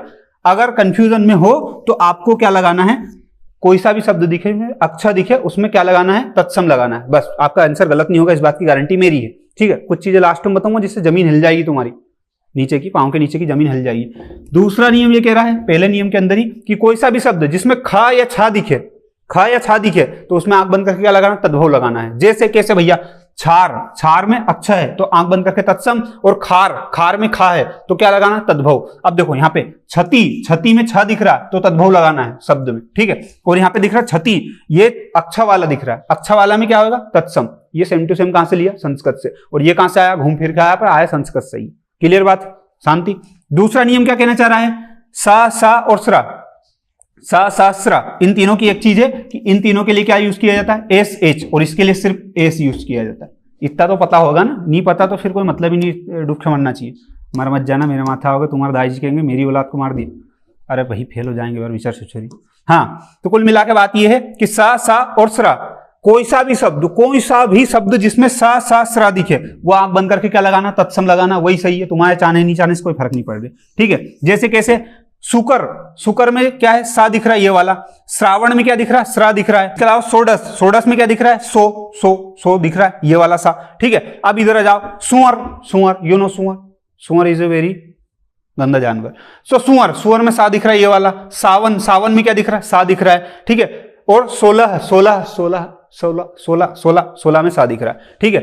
अब देख लो, इनमें से कोई सा भी शब्द उठा उसमें ये मिलेगा, और कोई सा भी शब्द उठा उसमें सा मिलेगा। तो आंख बंद करके क्या लगाना, कोई सा भी शब्द जिसमें सा दिखे, तद्भव। अब इसमें अपवाद बहुत रहते हैं, मुंह के बल गिरोगे अगर इसके भरोसे रहोगे तो। लेकिन अगर कंफ्यूजन में हो, नहीं पल्ले पड़ रही, नहीं याद हो रही, एग्जाम आज ही आ गए बिल्कुल खड़े पे, हम तो आपका वीडियो देख रहे हैं, तुम्हारे लिए यही एक चीज है जो जिंदा रख सकती है, बाकी तो फिर मरने पे मजबूर कर देंगे। तो ट्रिक याद कर सकते हो, लेकिन पर्याप्त तो समय है, कॉम्पिटिशन की तैयारी कर रहे हो तो पढ़ लो, लिख लो, कोई मतलब नहीं। ट्रिक में धरा जाओगे, शादी ब्याह नहीं होंगे, फिर वो भैया कुछ नहीं कर पाएंगे, भैया क्या भाभी कुछ नहीं कर पाएगी, ठीक है। तत्सम तद्भव का कौन सा नियम भैया, तीसरा नियम क्या कह रहा, कोई सा भी शब्द है, दुनिया का कोई सा भी शब्द है जिसमें वाह दिखे, वाह दिखे, आंख बंद करके क्या लगाना, तत्सम। सम मतलब जो सेम टू सेम संस्कृत से आए हैं, ठीक है। कोई सा भी शब्द जिसमें ब दिखे, ब बकरी का, ब दिखे मतलब तद्भव लगाना है। जैसे इधर देखो वाद, वाद मतलब वाद यंत्र जो होता है ना, वाद, वाद में वाद दिख रहा, आंख बंद करके क्या लगा है, तत्सम। कोई सा भी शब्द जिसमें क्या ब दिखे, जैसे बाजा, बाजा बजाना, ढोलक पेटी वगैरह वगैरह, वो वाला उसमें आ जाता। जैसे वर्ष, वर्ष मतलब साल, तो वर्ष में क्या दिख रहा है, वर्ष में आपको देखना, अब थोड़ी देर के लिए एक चीज शांति से समझना, 2 मिनट इधर हबड़ दबड़ मत करना। वर्ष लिखा हुआ है, ठीक है, क्या लिखा, वर्ष। वर्ष में देखो कितने नियम बैठते एक साथ, वा दिख रहा है, नियम क्या कह रहा है कि जब भी किसी शब्द में वा दिखे तो तत्सम लगाना है। देखो उसके नीचे वाला नियम क्या कह रहा है, ऋषि और रा की मात्रा दिखे तो भी क्या लगाना है, रिये दिख रहा है, रा का फर्राटा, तो भी क्या लगाना है, तो भी तत्सम लगाना है। और इसके पहले वाला नियम क्या कह रहा था कि कोई सा भी शब्द हो जिसमें सा दिखे तो भी क्या लगाना है, तत्सम लगाना है। तो ये वर्ष में देखो 3 नियम एक साथ बैठे कि नहीं बैठे। इसके बाद भी तुम्हारे मन की धकावट तुमको दिखे जो करो यार भैया यार, फिर यार अब नियम बैठ रहे हैं और तुमको कि नहीं, हमको तो थोड़ा शक जा रहा है, शक के चक्कर में तलाक हो जाएगा। इधर आओ, वधु, वधु दिख रहा है, वधु, वा दिख रहा है, वा मतलब तत्सम। इधर आओ, बहु दिख रहा है, बहु, बहु दो का मतलब एक ही, एक चरण में देखा जाए तो बहु, बहु में तद्भव लगाना है। क्लियर, शांति, सांस ले लो, पानी पी लो, बोलो जय श्री महाकाल। जिसके बाद आता भैया तीसरे के बाद चौथा, ऋषि रा की मात्रा, ऋषि रा की मात्रा या सामान्य रा। इधर देखना, इसमें आएगा ऋषि रा की मात्रा, इधर आएगा सामान्य रा। क्लियर, देखो नक्र, नक्र में दिख रहा है ये फर्राटा, आपको दिखा, मात्रा दिखी, ये क्या आ जाएगा, तत्सम आ जाएगा। इधर अरे भैया यार नाक में तो रा दिख ही नहीं रहा, इधर कहाँ रहा है, तुम तो पागल बना रहे हो। हाँ मैं पागल बना रहा हूँ, मजा आ रहा है मेरे को गाली सुनने में लोग की। अरे यहाँ तुमको रा नहीं दिख रहा है, लेकिन यहाँ दूसरा नियम बैठ रहा है। दूसरा नियम कौन सा बैठ रहा है, इस पे वापिस आऊंगा। इधर देखो अभी कोई सा भी शब्द जिसमें अणा आए, अणा, तो वो क्या होगा, तत्सम होगा। कोई सा भी शब्द जिसमें ना आए तो वो क्या होगा, तद्भव होगा। क्लियर, तो यहाँ पे देखो ये तुम्हारा दाई जी, ये दिख रहा है ना, दिख रहा है कि नहीं दिख रहा, ये ना, तो रा नहीं है तो ना तो है, तो ना भी तो यही कह रहा कि ये क्या होगा, तद्भव होगा। तो ये तद्भव की लाइन में तो लिखा तुम्हारा दाई जी हर जगह, और क्या लिखो अलग से करना छोड़ो है। जिसके बाद आता है भैया आम्रचूर्ण। आम्रचूर्ण मतलब आम का चूर्ण, ठीक है। तो आम्रचूर्ण में देखो 2 नियम बैठे, एक तो रा का फर्राटा आम्रचूर्ण, एक ये वाला फर्राटा रा का, ठीक है। तो इसमें 2 बार फर्राटे हैं, तो फर्राटे की मात्रा हो तो क्या होता भैया, क्या हो जाएगा आपका, तत्सम हो जाएगा। अब इधर आओ, आमचूर, आमचूर में रा दिख रहा है, रा रा, ये सामान्य रा, सामान्य रा क्या कर रहा है, तद्भव आएगा। क्लियर बात है। अब इधर आओ, श्रृंगार, श्रृंगार में आपको ये नीचे दिख रहा है, ये फर्राटा दिख रहा है ना, बस ये क्या कह रहा है कि तत्सम में आएगा। इधर जो भी है सब तत्सम में आएंगे। इधर क्या है, सिगार, सिगार में क्या है, रा दिख रहा है आपको, रा दिख रहा मतलब तद्भव में आएगा। अब कहीं का भैया ऐसा कि नहीं यार और नियम क्या बैठे, तो ये वाले इसमें देख लो, बता देता हूं। रा का फर्राटा, ये ऋषि का फर्राटा ना भी दिखे आपको तो देखो इसके अलावा क्या दिखता है, स्रा दिख रहा, स्रा, इसके पहले आओ, स्रा वाला जिस शब्द में स्रा हो वो कहाँ आएगा, तत्सम में आएगा। तो तुम्हारा दाई जी ये स्रा वाला यहाँ ही तो दिखा है तत्सम में, क्या अलग से लिख रहा हूं मैं, कुछ नहीं कर, मैं कुछ ऐसा नहीं कि भैया मैंने खोज कर दी इसलिए इतना कॉन्फिडेंस, नियम है ये, सब बुक में भी लिखा है, सब जगह लिखा है, बस मैं बता रहा हूं, आंख खोल के देख लो, नहीं तो फिर वही बात फेल हो जाओगे, शादी ब्याह नहीं होगा, फिर I don't feeling better note. तो ठीक, इधर आओ। जिसके बाद आता तत्सम और इधर आता तद्भव, तत्सम और तद्भव। भैया ये कौन से नियम होगा, तीसरा चौथा। अब ये 5वां नियम, 5वां नियम क्या कहना चाह रहा है कि कोई सा भी शब्द हो, कोई सा भी शब्द हो जिसमें आधा वर्ण दिखे। आधा वर्ण मतलब, आधा वर्ण का मतलब भी बताऊंगा तो फिर मतलब डूबके मर जाओ। श्वास, श्वास में आधा सा दिख रहा है, सुंड, सुंड में आधा सा दिख रहा है, आधा अणा दिख रहा है, हास्य में आधा सा दिख रहा है, चंद्र में आधा ना दिख रहा है, दिख रहा है। ये जितने भी आधे आधे दिखे तुमको वो सब कहां जाएंगे, तत्सम में आ जाएंगे। अब इधर आओ, जिसमें भी चंद्र बिंदु दिखे वो सब कहां जाएंगे, तद्भव में जाएंगे। सांस, सूंड, हंसी, चांद आ गए। एक नियम और बिठा लो भले तुम, ठीक है, कि भैया यार चलो ये आधा ना आ गया तो बैठ गया, आधा ना नहीं आया तो भी बैठो। चंद्र, चंद्र में नीचे फर्राटा दिख रहा है, दिख रहा है, आ जाओ पिछले पेज पे। ये क्या कह रहा है, ऋषि रा की मात्रा दिखे तो वो कहां आएगा, तत्सम में आएगा। तो यहां तुम्हारा न रख जाए कि चंद्र में आधा जो फर्राटा दिख रहा है तो वो तत्सम में तो आया, और कहां लगा है। तो 2-2, 3-3 नियम बैठ रहे हैं और उसके बाद भी तुमको कि नहीं हमें, हमारे से बड़ा कलेक्टर कौन है, तो भैया सही में नहीं है फिर तो यार, मैं क्या कर सकता हूं उसमें, भगवान नहीं कर सकते कुछ, भैया भाभी कोई कुछ नहीं कर सकता। छठा नियम क्या कहना चाह रही है, छठा नियम कहना चाह रहा है अणा हो या ना हो। जैसे पर्ण, पर्ण में क्या है, अणा है, इधर पान में ना है, ना है मतलब कहां आएगा, तद्भव में आएगा। ठीक है भैया, लेकिन गौर से देखो इसमें एक नियम और बैठ रहा है, कौन सा, पर्ण, पर्ण में ऊपर फर्राटा दिख रहा है तुमको, फर्राटे का नियम यही तो कह रहा है ये कि कोई भी मात्रा दिखे तो वो कहां आएगा, तत्सम में आएगा। तो मैं क्या है डांस कर रहा हूँ, वही तो मैं बता रहा हूँ, अलग से क्या बता रहा हूँ, ठीक है। ऐसे दिल पे मत लेना मेरी बातों को, नहीं तो तुम देगाली देगाली कर दो, मैं मजाक कर रहा हूँ, ठीक है। जिसके बाद में आता भैया पुण्य, पुण्य में क्या है, आधा आना आया और आधा आना के साथ एक नियम और बैठ रहा है, आधा वर्ण। तो देखो जो अणा है वो भी तो आधा है, आई बात समझे। पाषाण, पाषाण, पाषाण में क्या है, अणा है, अणा के हिसाब से तो आता है, लेकिन एक और नियम बैठ रहा है, सा वाला देखो सा, और सा जिसमें होता है वो कहां आता है, ये देखो ये सा जिसमें होता है वो कहां आता है, तत्सम में आता है। और वही तो मैं कह रहा हूं कि जिसमें सा होता है वो कहां आता है, तत्सम में आता है। वाह पाहन, पाहन ना आया, ना आया तो मतलब तद्भव में आएगा। पुन, पुन में क्या आएगा, तद्भव में आएगा। ठीक है, क्लियर, आगे बढ़ जाओ। हाँ भैया बढ़ जाओ, चलो ठीक है। तत्सम फिर तद्भव, 7 नियम है टोटल, और एक ही पेज पे दे दूंगा, 7 लाइन याद करनी। कुछ भी याद नहीं करना है, एग्जाम के एक दिन पहले भी अगर एग्जाम में जाकर बैठोगे क्वेश्चन आया तो गलत नहीं होएगा। ठीक है, आंख खोल के देखोगे तो। जिसके बाद आता त्र, और इधर आता ता।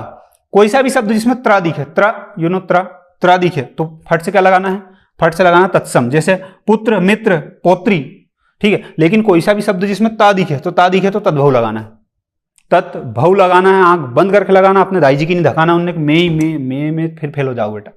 ठीक है, अब ये जो शुरू का पेज था उसी में मैंने क्या किया है, आपका ये पहला नियम, ये दूसरा नियम, ये तीसरा नियम, ये चौथा, ये पांचवा, ये छठा और ये सातवां नियम, कुल मिला के एक ही उसमें 7 नियम लिखे हैं आपका। इसकी स्क्रीनशॉट ले लो, और कुछ करने की आवश्यकता नहीं है आपको, बस इसमें पूरा काम हो जाएगा आपका। लेकिन एक बात सुन के जाओ मेरी, कि ये है ना, जरा देर लगेगी, औंधा मुंडे धर जाओगे। ये ट्रिक हर जगह काम करे जरूरी नहीं है, मतलब अधिकतर जगह काम करती है, लेकिन अगर आप मेहनत कर सकते हो, खुद से पढ़ सकते हो, तो ट्रिक के भरोसे मत रहना। ये मैं आपको पहले डिस्क्लेमर दे रहा हूं, नहीं तो बाद में भैया यार तुम्हारे चक्कर, मेरे चक्कर में कुछ नहीं, ट्रिक चाहिए थी, ट्रिक बता दी।